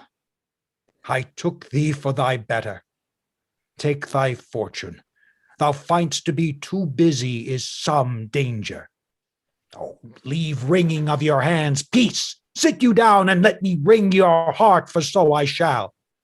What have I done that thou darest wag thy tongue in noise so rude against me? Such an act that blurs the grace and modesty of nature, calls virtue hypocrite, takes off the rose from the fair forehead of an innocent love, and sets a blister there, makes marriage vows as false as dicer's oaths. Oh, Such a deed is from the body of contraction, plucks the very soul, and sweet religion makes a rhapsody of words. Heaven's face doth glow, yea, this solidity and compound massed with tristful visage as against the doom is thought sick at the act. Ay me, what act that roars so loud and thunders in the index? Look here, upon this picture, and this, the counterfeit presentment of two brothers. This was your husband. Look you now what follows. Here is your husband, like a mildewed ear, blasting his wholesome brother. Have you eyes? Could you on this fair mountain leave to feed and batten on this moor? Huh? Have you eyes? You cannot call it love, for at your age the heyday in the blood is tame. It's humble and waits upon the judgment. What judgment would step from this to this? Hamlet, speak no more. Thou turn'st mine eyes into my very soul, and there I see such black and grained spots as will not leave their tinct. Nay, but to live in the rank sweat of an enseamed bed, stewed in corruption, honeying and making love over the nasty sty. Oh, speak to me no more. These words like daggers enter in mine ears no more, sweet Hamlet. A murderer and a villain, a slave that is not 20th part the tithe of your precedent lord, a vice of kings, a cut purse of the empire and the rule, that from a shelf the precious diadem stole and put in his pocket. No more. A king of shreds and patches. Oh, save me, and hover o'er me with your wings, you heavenly gods. What would your gracious figure? Alas, he's mad. You not come your tardy son to chide, that lapsed in time and passion, let's go by the important act of your dread command. Oh, say! Do not forget this visitation is but to whet thy almost blunted purpose. But look, amazement on thy mother sits. O step between her and her fighting soul, conceit in weakest body's strongest works. Speak to her, Hamlet. How is it with you, lady? Alas, how is't with you, that you do bend your eye on vacancy, and with the incorporeal air do hold discourse? Forth at your eyes your spirits wildly peep, and as the sleeping soldiers in the alarm, your bedded hair, like life in excrement, stands up and starts on end. Oh, gentle sun, upon the heat and flame of thy distemper sprinkle cool patience. Whereon do you look? On him! Look you how pale he glares. His form and cause disjoined, preaching to stones would make them capable. Do not look upon me, lest with this piteous action you convert my stern effects. Then what I have to do will want true color, tears perchance for blood. To whom do you speak this? Do you see nothing there? Nothing at all, yet all that is I see. Nor do you nothing hear. No, nothing but ourselves. Look you there. Look how he steals away. My father in his habit as he lived. Look where he goes even now, out at the portal. This is the very coinage of your brain, this bodiless creation. Ecstasy is very cunning in. Ecstasy! My pulse as yours doth temperately keep time and makes his healthful music. It is not madness that I have uttered. Bring me to the test, and I the matter will reword which madness would gamble from. Mother, for love of grace, lay not that mattering unction to your soul, that not your trespass but my madness speaks. It will but skin and film the ulcerous place, whilst rank corruption, mining all within, infects unseen. Confess yourself to heaven. Repent what's past, avoid what is to come, and do not spread the compost on the weeds to make them ranker. Forgive me this my virtue, for in the fatness of these pursy times, virtue itself of vice must pardon beg, curb and woo for leave to do him good. Oh, Hamlet, thou hast cleft my heart in twain. Oh, throw away the worser part of it and live the purer with the other half. Good night. But go not to mine uncle's bed. Assume a virtue if you have it not. Refrain tonight, and that shall lend a kind of easiness to the next abstinence. Once more, good night. And when you are desirous to be blessed, I'll blessing beg of you. For this same Lord I do repent, but heaven hath pleased it so to punish me with this and this with me, that I must be their scourge and minister. I will bestow him and will answer well the death I gave him. So again, good night. I must be cruel only to be kind. Thus, bad begins and worse remains behind. One more word, good lady. What shall I do? Not this, by no means, that I bid you do. Let the bloat king tempt you again to bed, pinch wanton on your cheek, call you his mouse, and let him for a pair of reechy kisses, or paddling in your neck with his damned fingers, make you to ravel all this matter out, that I essentially am not in madness, but mad in craft.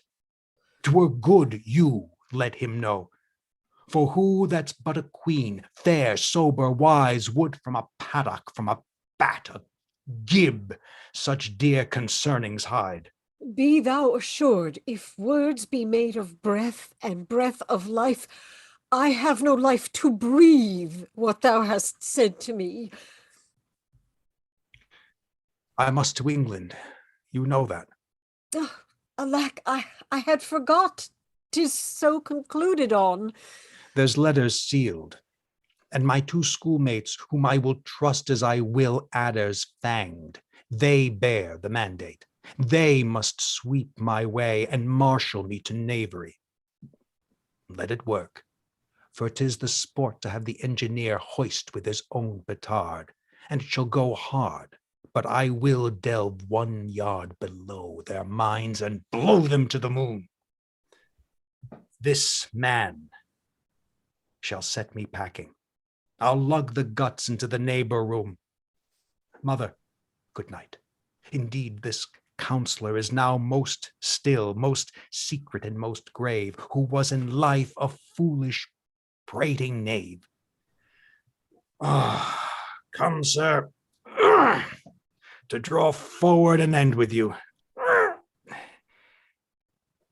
Good night, mother.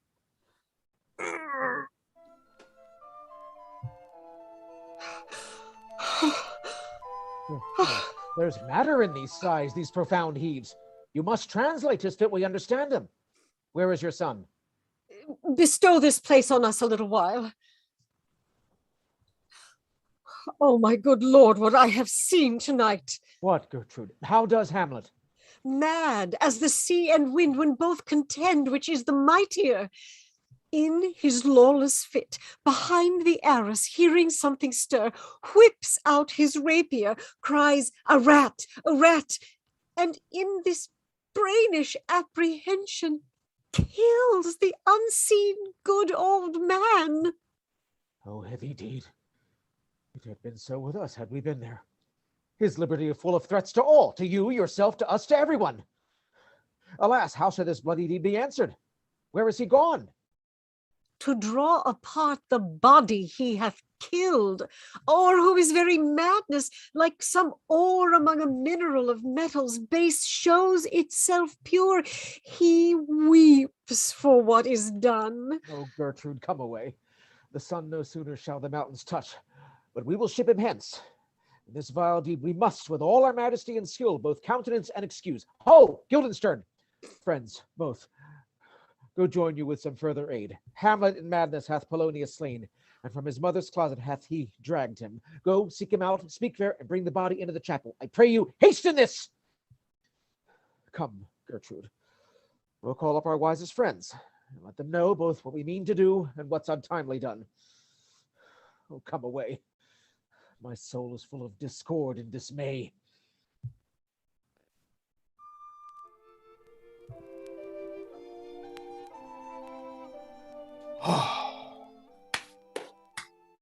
Safely stowed. Lord Hamlet. What noise? Who calls on Hamlet? Oh, here they come. What have you done, my lord, with the dead body? Tell us where 'tis that we may take it thence and bear it to the chapel.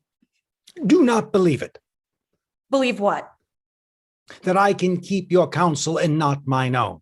Besides, to be demanded of a sponge, what replication should be made by the son of a king? Take you me for a sponge, my lord? Aye, sir, that soaks up the king's countenance, his rewards, his authorities. But such officers do the king best service in the end. He keeps them like an ape in the corner of his jaw, first mouthed to be last swallowed. When he needs what you have gleaned, it is but squeezing you, and sponge, you shall be dry again. I understand you not, my lord. I am glad of it. A knavish speech sleeps in a foolish ear. My lord, you must tell us where the body is and go with us to the king. The body is with the king, but the king is not with the body. The king is a thing. A thing, my lord. Of nothing. Bring me to him. Hide fox and all after.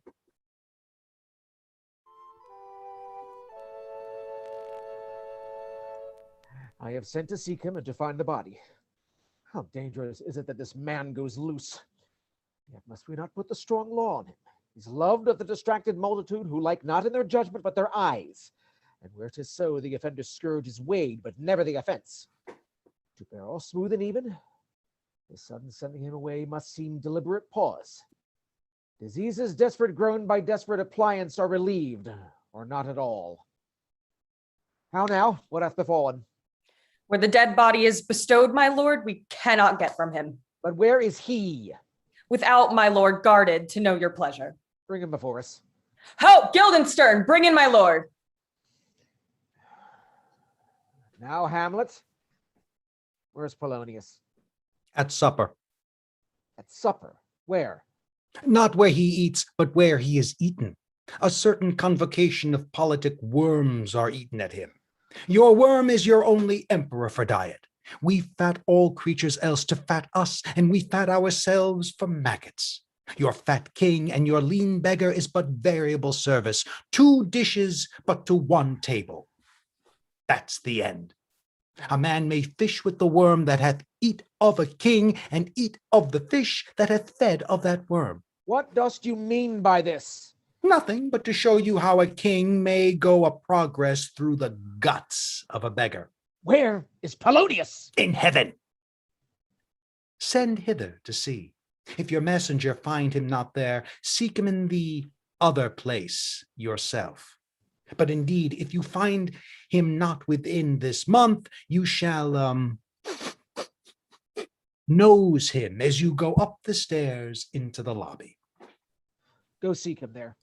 He will stay till ye come. Hamlet, this deed for thine especial safety, for which we do tender, as we dearly grieve for that which thou hast done, must send thee hence with fiery quickness. Therefore prepare thyself. The bark is ready, and the wind in help, the associates tend, and everything is bent for England. For England. Aye, Hamlet. Good. So is it, if thou knewest our purposes. I see a cherub that sees them. But come, for England, farewell, dear mother. Follow him at foot, tempt him with speed, aboard, delay it not, I'll have him hence tonight. Away, for everything is sealed and done, that else leans on the affair. Pray you, make haste.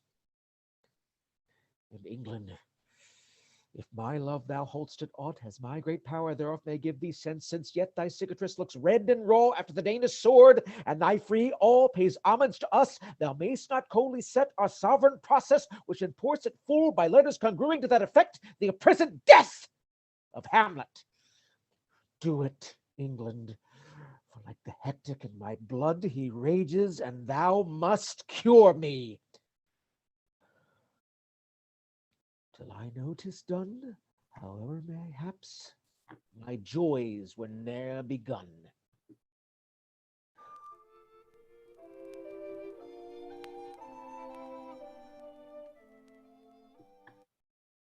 Go, captain, from me greet the Danish king.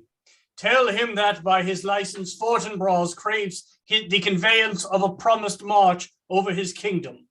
You know the rendezvous. If that his majesty would aught with us, we shall express our duty in his eye. Let him know so.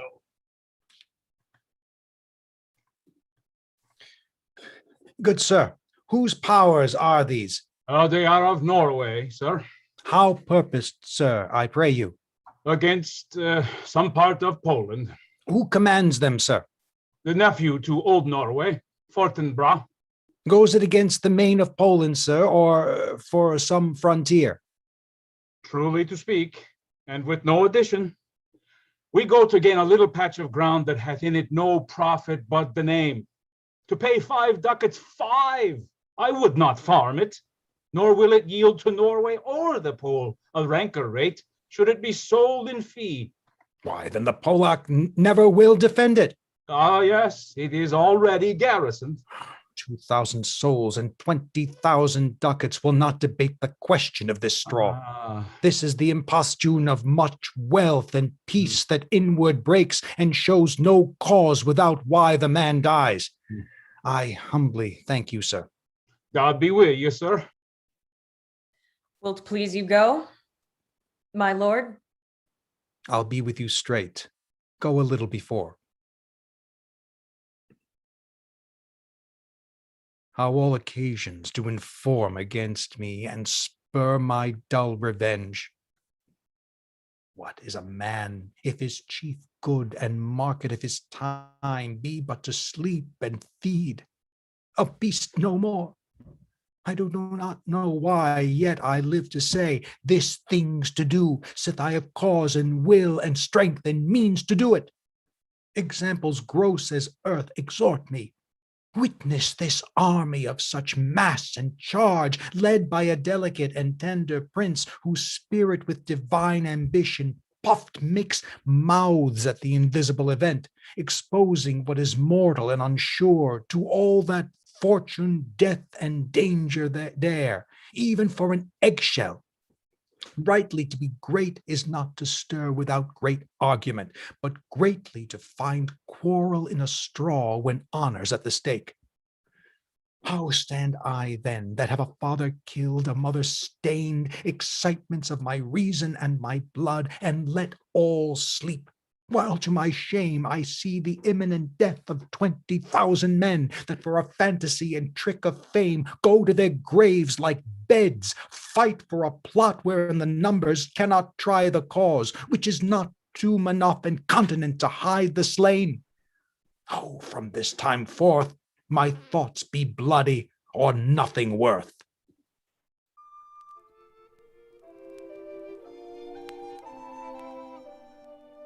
Let her come in. To my sick soul, as sin's true nature is, each toy seems prologue to some great amiss. So full of artless jealousy is guilt, it spills itself in fearing to be spilt. Where is the beauteous majesty of Denmark?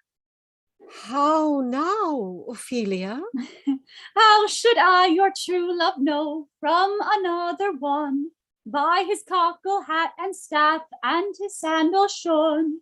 At last, sweet lady, What imports this song? Say you? Nay, pray you, mark. He is dead and gone, lady, he is dead and gone.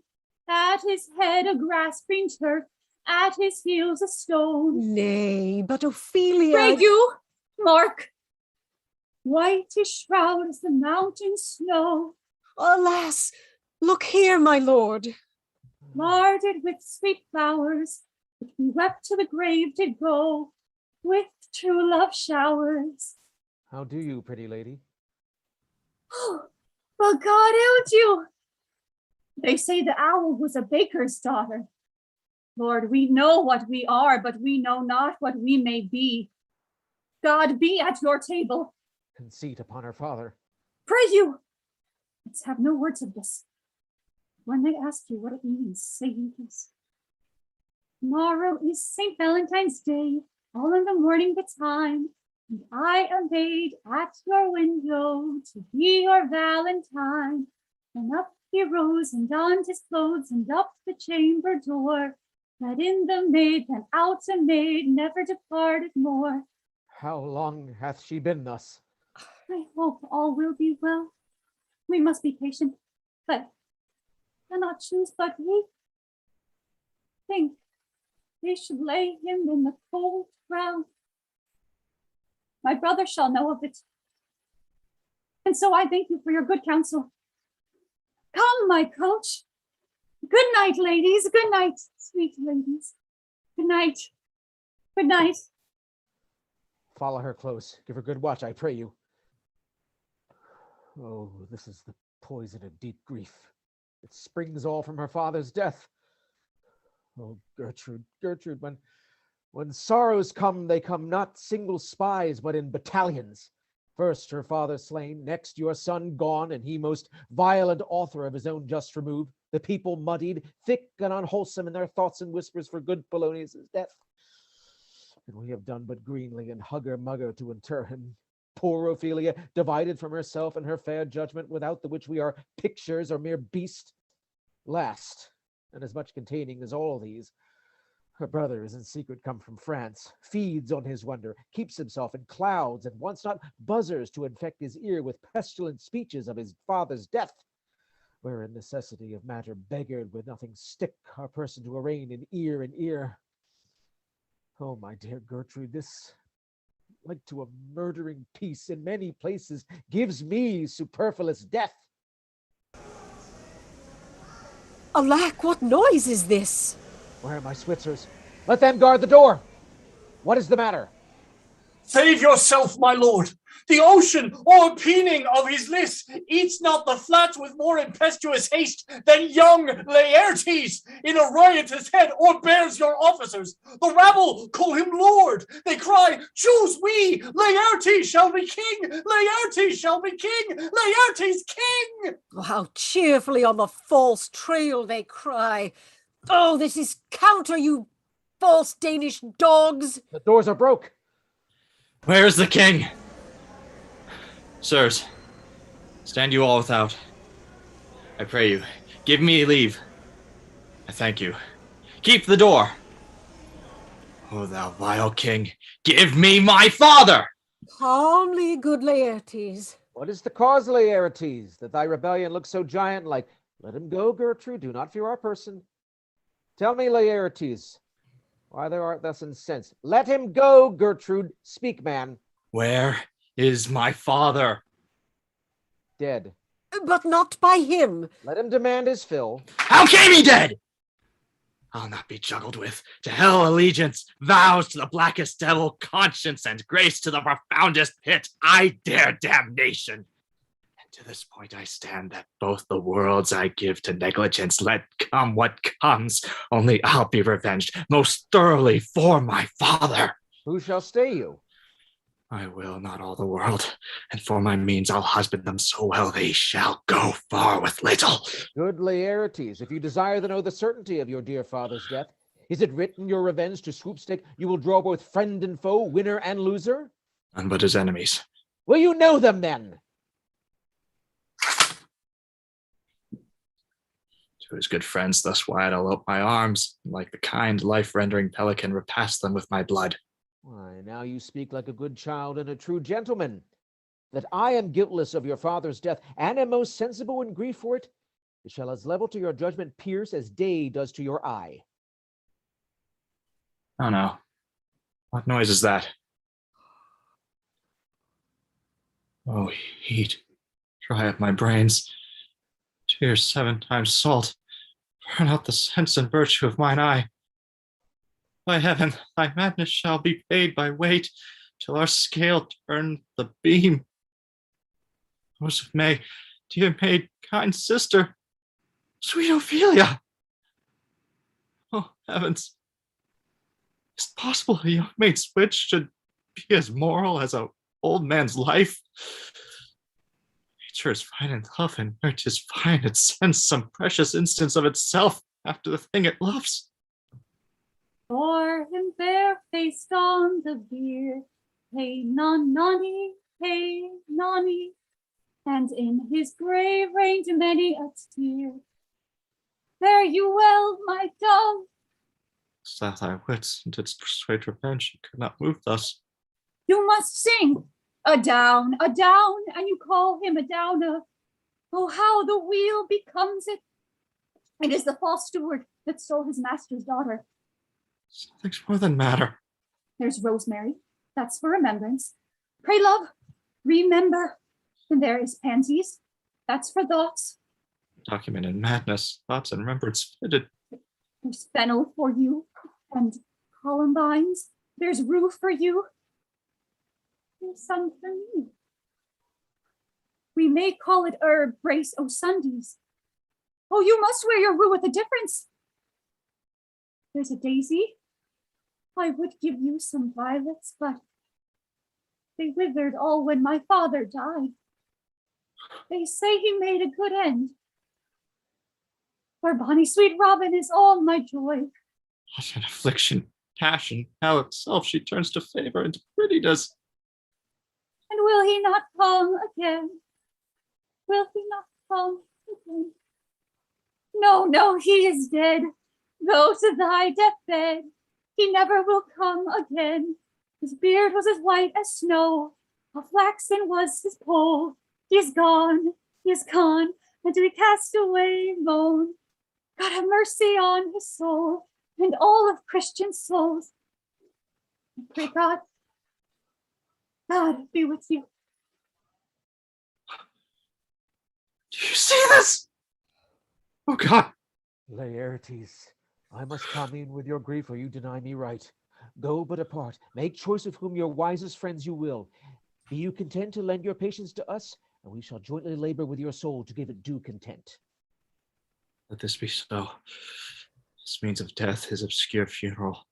No trophy sword, nor hatchman o'er his bones, no noble right, nor formal ostentation cry to be heard, as 'twere from heaven to earth.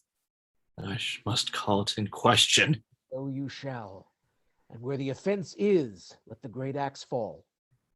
I pray you, go with me.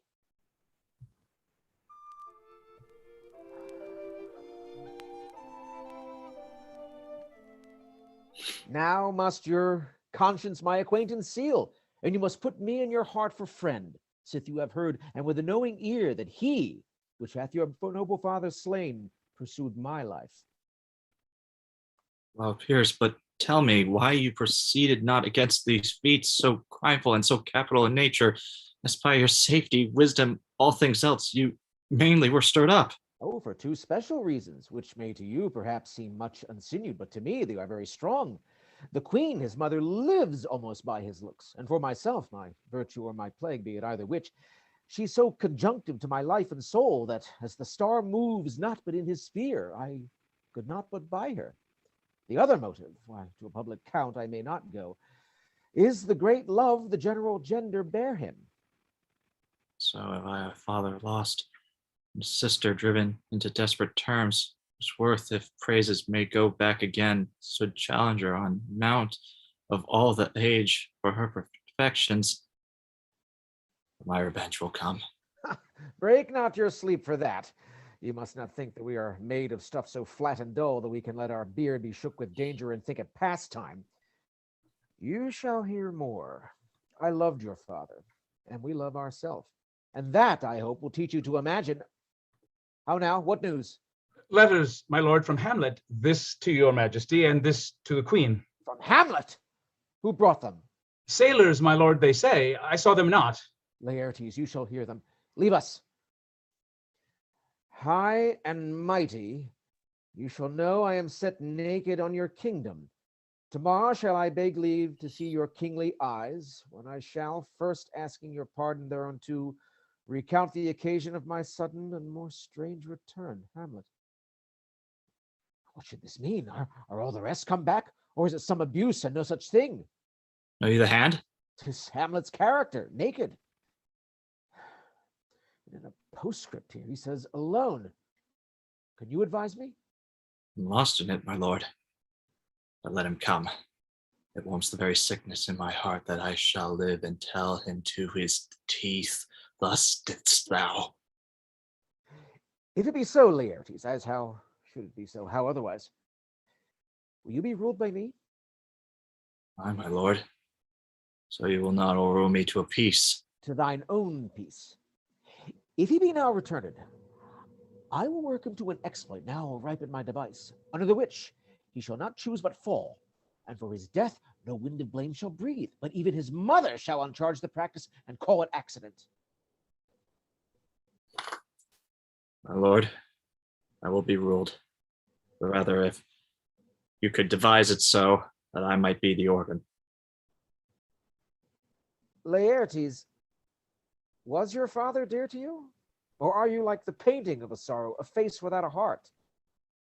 I ask you this. Not that I think you did not love your father, but that I know love is begun by time, and that I see in passages of proof time qualifies the spark and fire of it. There lives within the very flame of love a kind of wick or snuff that will abate it. And nothing is like a goodness still, for goodness, growing to a pleurisy, dies in his own too much. That we would do, we should do when we would.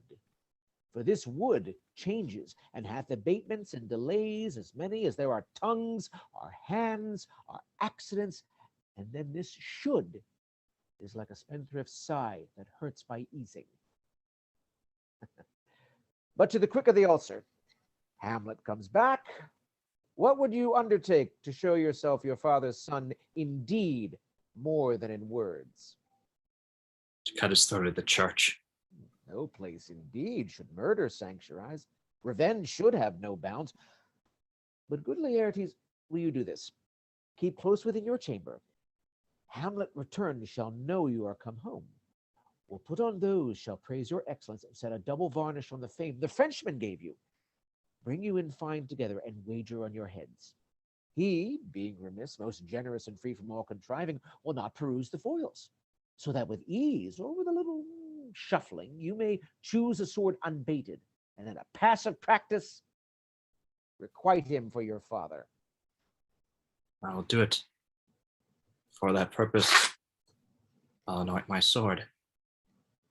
Not an unction, a mountebank so mortal that but dip a knife in it, where it draws blood, no cataplasm so rare, collected from all the simples that have virtue under the moon, can save the thing from death that is but scratched withal.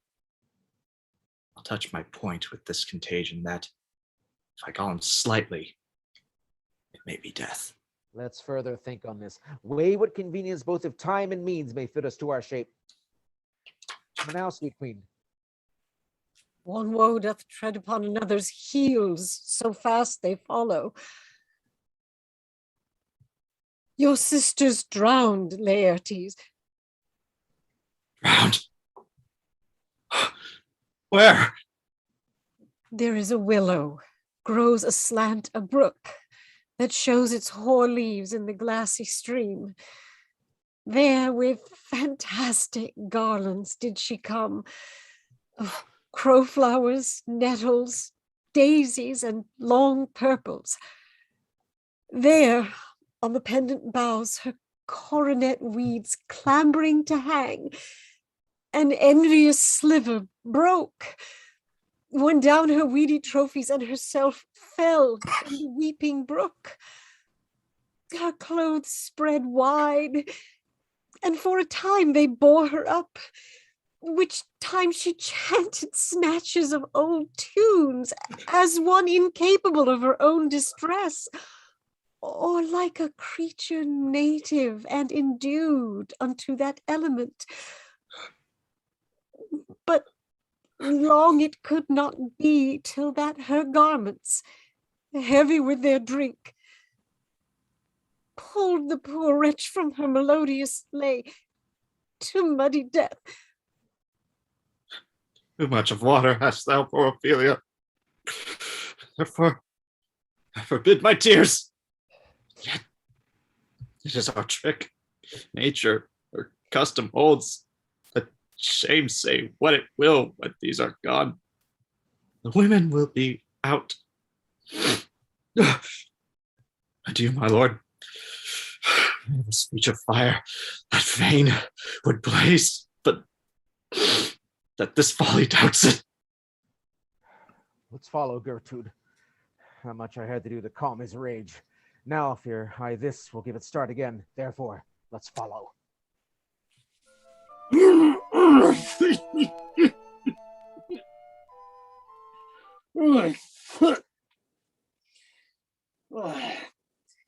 Should you be buried in a Christian burial that willfully seeks her own salvation? I tell thee she is, and therefore make her grave straight. The crowner hath set on her and finds it a Christian burial. Yeah, how can that be? Unless she drowned herself in her own defense? Why, 'tis found so. It must be se infundendo. It cannot be else. For here lies the point. If I drown myself wittingly, it argues an act, and an act hath three branches. It is to act, to do, to perform. Ergo, she drowned herself wittingly. Nay, but here you, Goodman deliver. Oh, give me leave. Here lies the mat. Here. Good. Here stands the man. Good. If the man go to this water and drown himself, it is willy-nilly he goes. Mark ye that. But if the water come to him and drown him, he drowns not himself. Argyle, he that is not guilty of his own death shortens not his own life. But is this law? Aye, marriage it is. Crowner's quest law. Will you have the truth on it?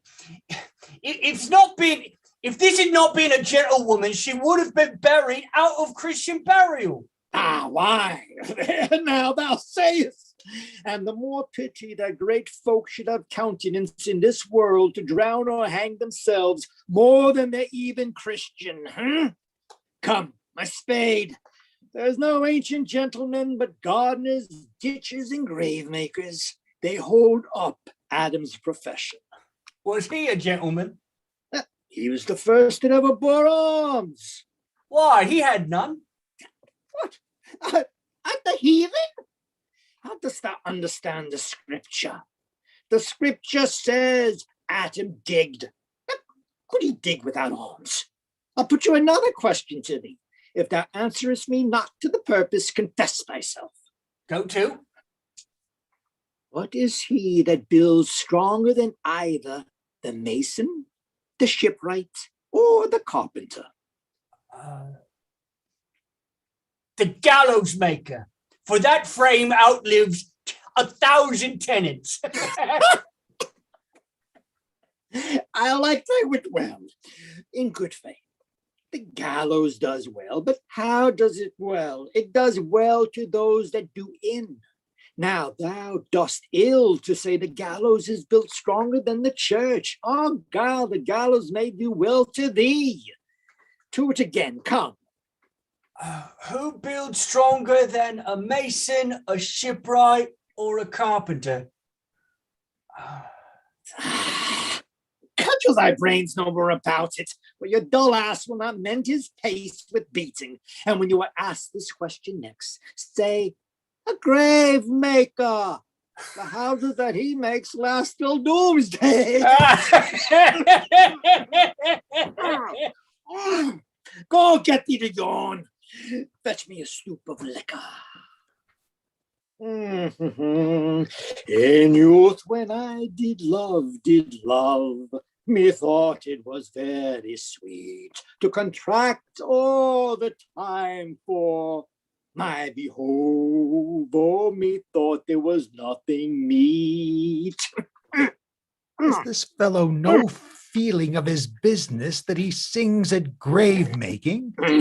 Custom has made him a property of easiness. That skull had a tongue in it and could sing once.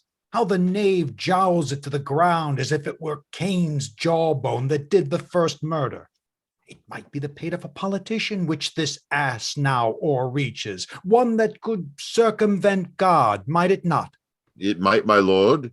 Or of a courtier, which could say, Good morrow, sweet lord, how dost thou, good lord? I will speak to this fellow. Whose grave's this, sirrah? Mine, sir.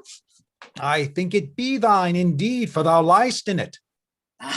You lie out on it, sir, and therefore it is not yours. For my part, I do lie in it, and yet it is mine. Thou dost lie in it to be in't, and say it is thine. 'Tis for the dead, not for the quick. Therefore thou liest. 'Tis a quick lie, sir. 'Twill away again from me to you.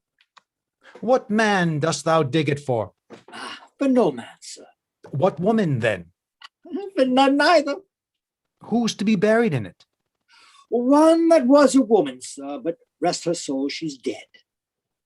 How long hast thou been a grave maker? Of all the days in the year, I came into it that day that our last King Hamlet overcame Fortinbras. How long is that since? Can you not tell that? Every fool can tell that. It was the very day that young Hamlet was born, he that is mad and sent to England. Aye, Mary, why was he sent into England? Why? Because he was mad. He shall not recover his wits there, or if he do not, 'tis no great matter. Why? 'Twill not be seen in him there. There the men were as mad as he. How came he mad? Very strangely, they say. How strangely? Faith, even with losing his wits. Upon what ground? Here in Denmark. I have been sexton here, man and boy, 30 years. How long will a man lie in the earth ere he rot? In faith, if he be not rotten before he die, as we have many pocky courses nowadays, that will scarce hold the laying in. Now he will last you some 8 year, 9 year. A tanner will last you 9 year. Why he more than another? Why, sir, his hide is so tanned with his trade that he will keep out water a great while. And your water is a sore decayer of your whoreson dead body. Here's a skull now. This skull has lain in the earth 23 years. Whose was it? A pestilence on him for a mad rogue. I poured a flagon of Rhenish on my head once. The same skull, sir, was Yorick's skull. The king's just this. Even this? that. Let me see.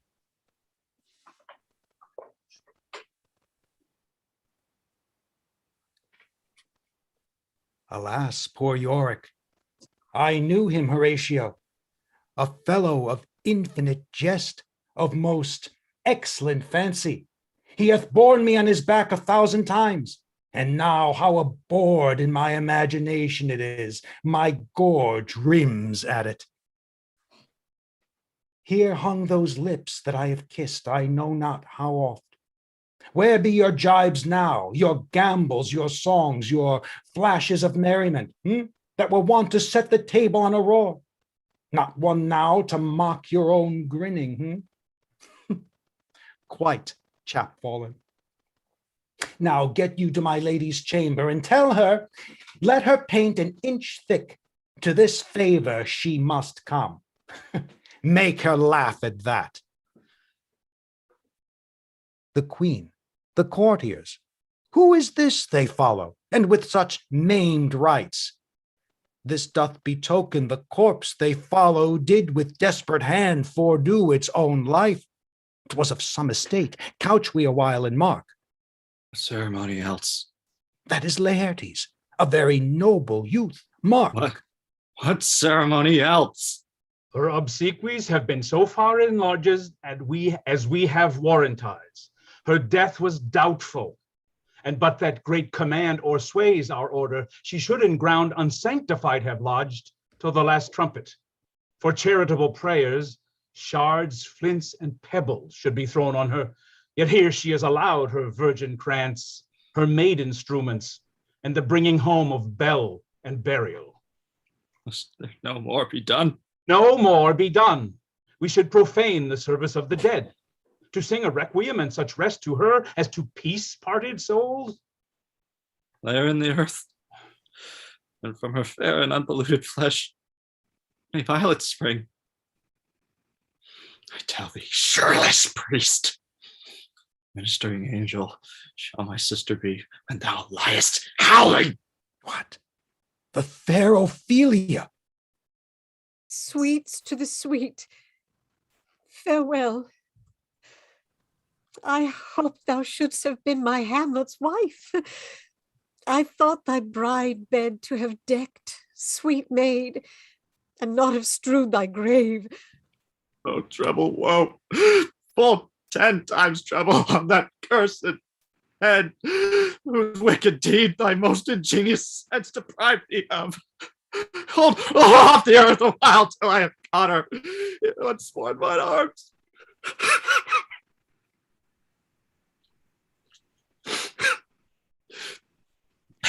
Now pile your dust upon the quick and dead, till this flat a mountain you have made to o'ertop all Belian, or the sky is shed of blue Olympus.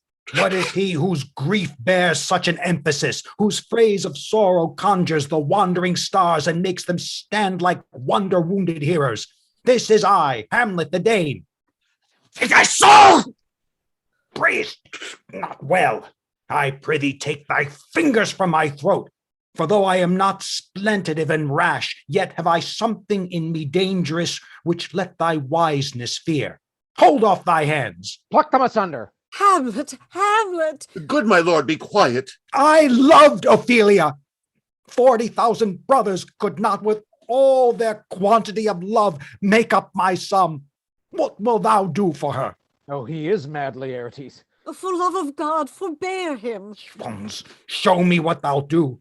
Would weep, would fight, would fast, would tear thyself? I'll do it. Dost thou come here to whine, to outface me with leaping in her grave? Be buried quick with her, and so will I. This is mere madness, and thus a while the fit will work on him. Hear you, sir. What is the reason that you use me thus? I loved you ever, but it is no matter. Let Hercules himself do what he may. The cat will mew, and dog will have his day. I pray you, good Horatio, wait upon him. Laertes, strengthen your patience in our last night's speech. We'll put the matter to the present push. Good Gertrude, set some watch over your son. This grave shall have a living monument. An hour of quiet shortly shall we see. Till then, in patience our proceeding be.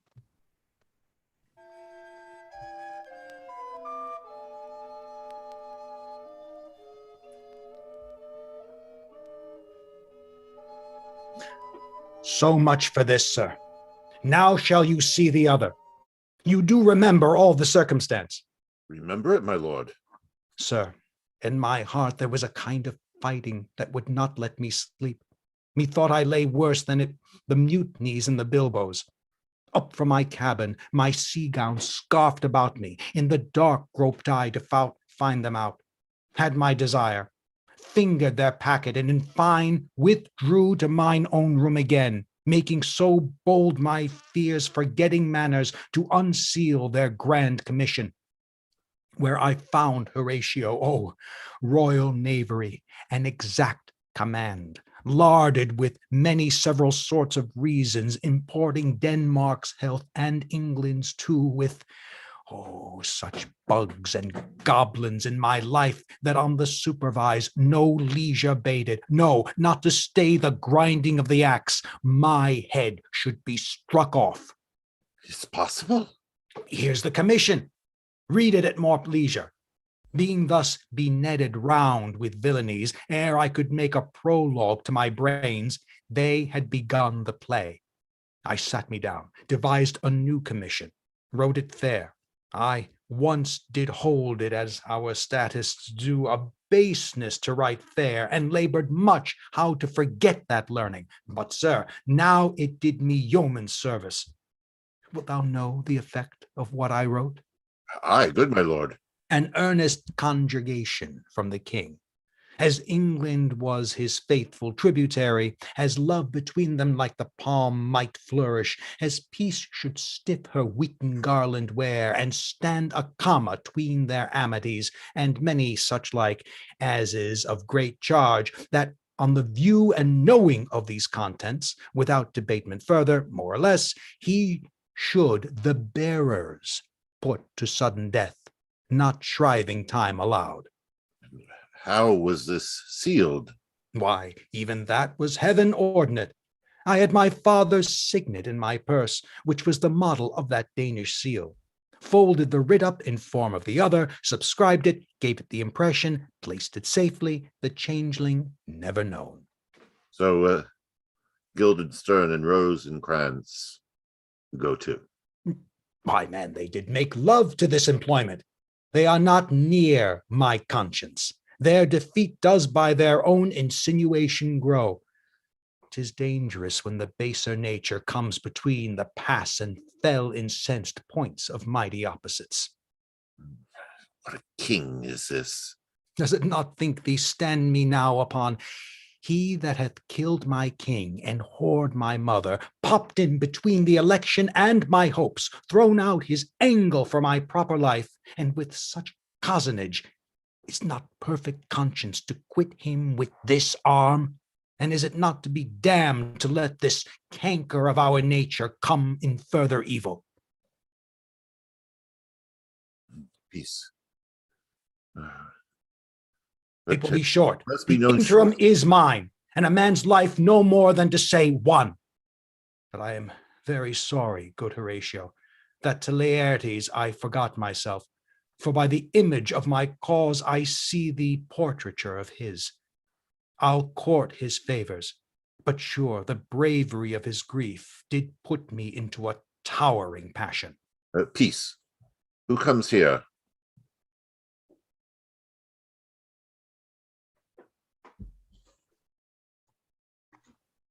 Your lordship is right welcome back to Denmark. I humbly thank you, sir. Dost know this waterfly? No, my good lord. Thy state is the more gracious, for 'tis a vice to know him. He hath much land and fertile. Let a beast be lord of beasts, and his crib shall stand at the king's mess.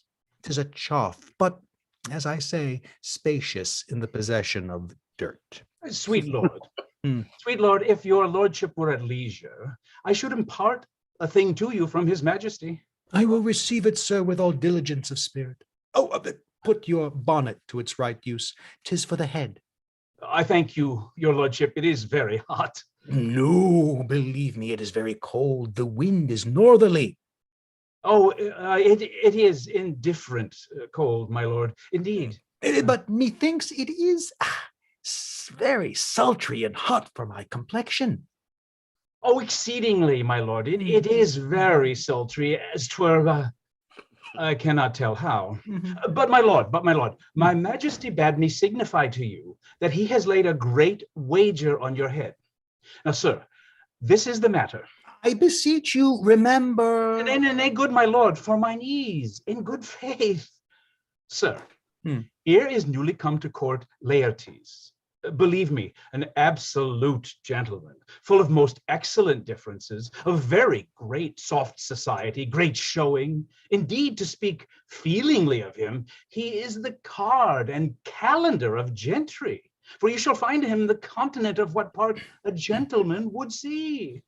Sir, his definement suffers no perdition in you, though I know to divide him involuntarily would dizzy the arithmetic of memory, and yet but yaw neither in respect of his quick sail. But in the verity of extolment, I take him to be a soul of great article, and his infusion of such dearth and rareness as to make true diction of him. His semblance is his mirror, and who else would trace him his umbrage? Nothing more.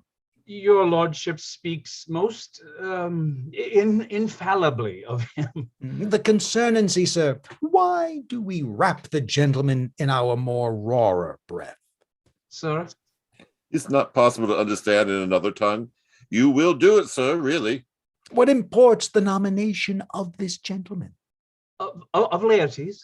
His purse is already empty. All golden words are spent.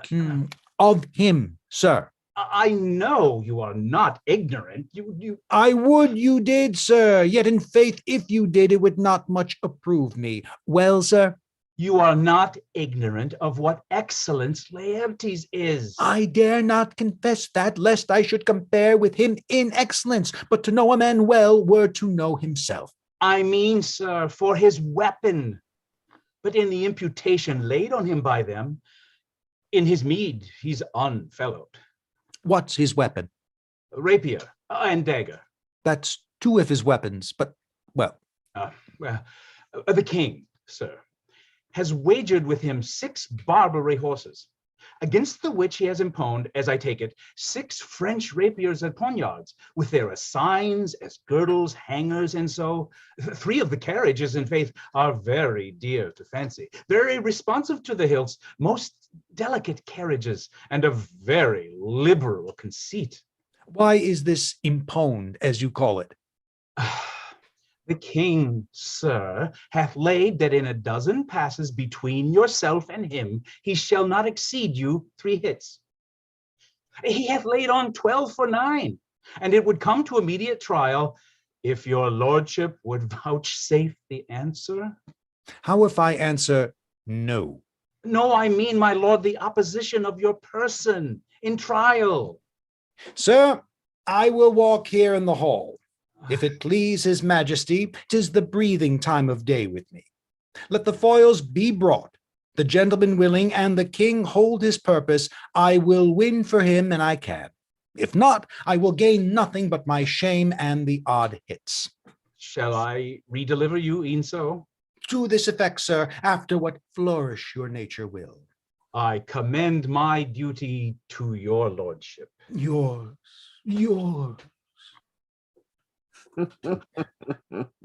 He did comply with his dug before he sucked it. Thus has he and many more of the same bevy that I know the dressy age dotes on, only got the tune of the time and outward habit of encounter, a kind of yeasty collection which carries them through and through the most fond and winnowed opinions, and do but blow them to their trial, the bubbles are out. My lord, his majesty commended him to you by young Osric, who brings him back to him that you attend him in the hall. He sends to know that your pleasure holds to play with Laertes, or that you will take longer time. I am constant to my purpose. They follow the king's pleasure. If his fitness speaks, mine is ready. Now or whensoever provided, I be so able as now. The queen desires you to use some gentle entertainment to Laertes before you fall to play. She well instructs me. You will lose this wager, my lord. I do not think so. Since he went into France, I have been in continual practice. I shall win at the odds, but thou wouldst not think how ill all's here about my heart. But it is no matter. Nay, good my lord. It is but foolery, but it is such a kind of gain-giving as would perhaps trouble a woman. If your mind dislike anything, obey it. I will forestall their repair hither, say that you are not fit.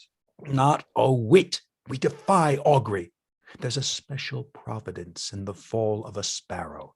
If it be now, 'tis not to come. If it be not to come, it will be now. If it be not now, yet it will come. The readiness is all, since no man has aught of what he leaves. What is to leave betimes?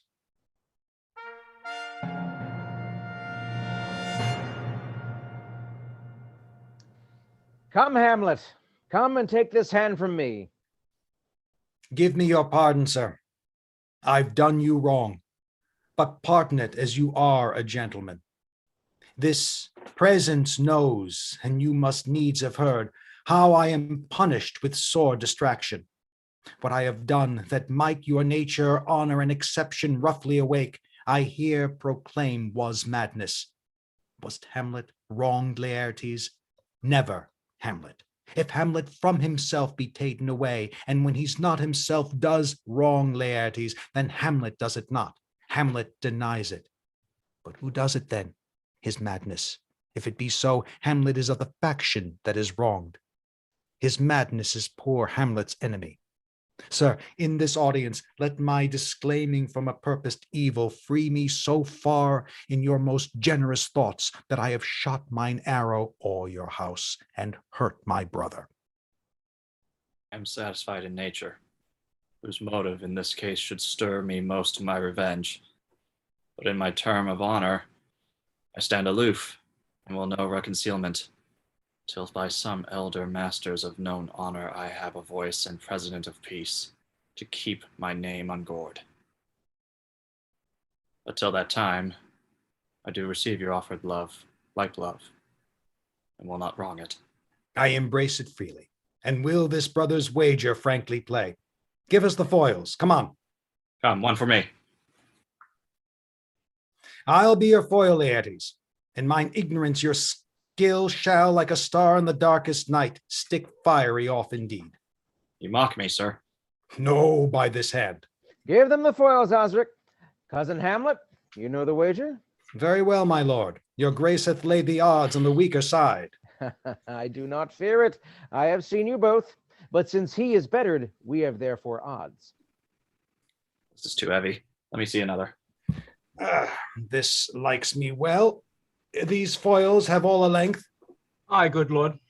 Set me the stoops of wine upon that table. If Hamlet give the first or second hit, or quit in answer of the third exchange, let all the battlements their ordnance fire. The king shall drink to Hamlet's better breath, and in the cup and union shall he throw richer than that which 4 successive kings in Denmark crown have worn. Give me the cups. And let the kettle to the trumpet speak, the trumpet to the cannoneer without, the cannons to the heavens to earth. Now the king dunks to Hamlet. Come, begin. And you, the judges, bear a weary eye. Come on, sir. Go, my lord.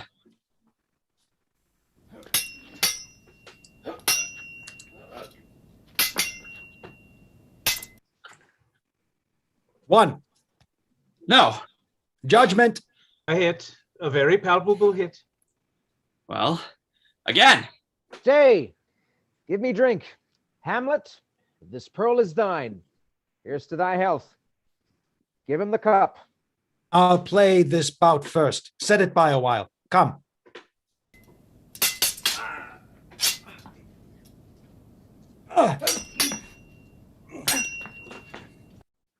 Another hit. What say you? A touch I do confess. Our son shall win. Oh, he's fat and scant of breath. Here, Hamlet, take my napkin, rub thy brows. The queen carouses to your fortune, Hamlet. Good, madam. Gertrude, do not drink. I will, my lord. I pray you pardon me. It is the poisoned cup. It is too late. I dare not drink yet, madam, by and by. Come, let me wipe thy face. Lord, I'll hit him now. I do not think it. Yet 'tis almost against my conscience. Come, for the third, Laertes. You but dally. I pray you, pass with your best violence. I am afeard you make a wanton of me. Say you so? Come on.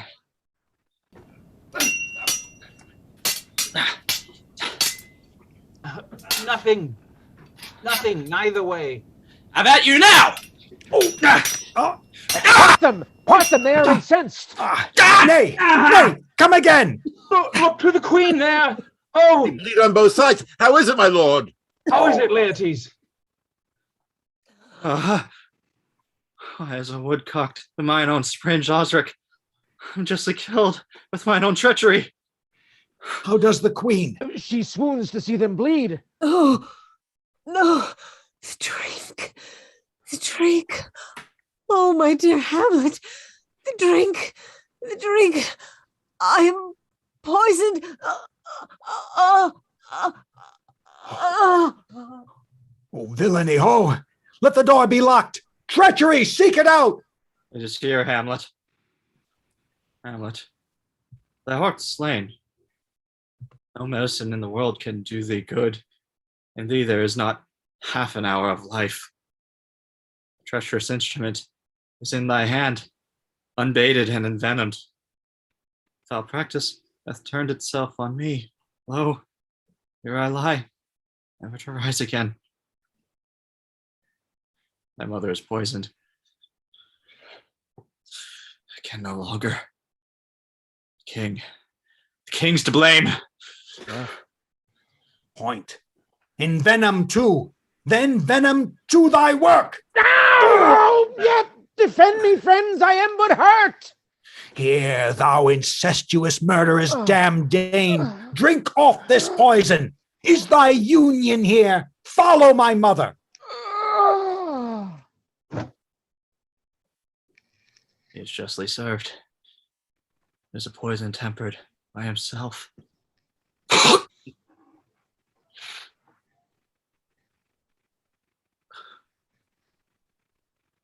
Exchange forgiveness with me, noble Hamlet.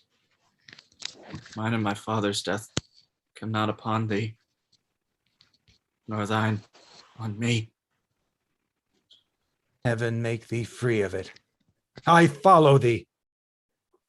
I am dead, Horatio. Wretched queen, adieu. You that look pale and tremble at this chance, that are but mutes or audience to this act, had I but time. Oh, as this fell sergeant, death is strict in his arrest. Oh, I could tell you. But let it be. Horatio, I am dead. Thou livest. Report me and my cause aright to the unsatisfied. Never believe it. I am more an antique Roman than a Dane. There's yet some liquor left. As thou art a man, give me the cup. Let it go, by heaven. I'll have it. Oh, good Horatio, what a wounded name things standing thus unknown shall live behind me. If thou didst ever hold me in thy heart, absent thee from felicity a while, and in this harsh world draw thy breath in pain to tell my story. Oh, I die, Horatio. The potent poison quite o'ercrows my spirit.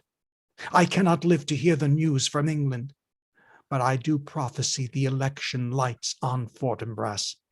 He has my dying voice, so tell him with the occurrence, more or less, which have solicited. The rest is silence. Oh. Now cracks a noble heart.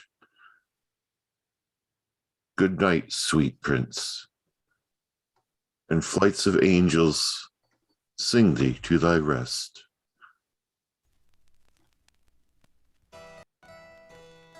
Tonight's presentation included the following cast. Darren Dunstan, Stephen Viola, Greg Wickman, Martin Pfeffercorn, Molly Revinston, Leah Schwartz, Bob Rutan, Michael Lazarus, Frederick Anderson, Wendy Watt, Annalisa Leffler, Timothy J. Cox, Frank Frankenary.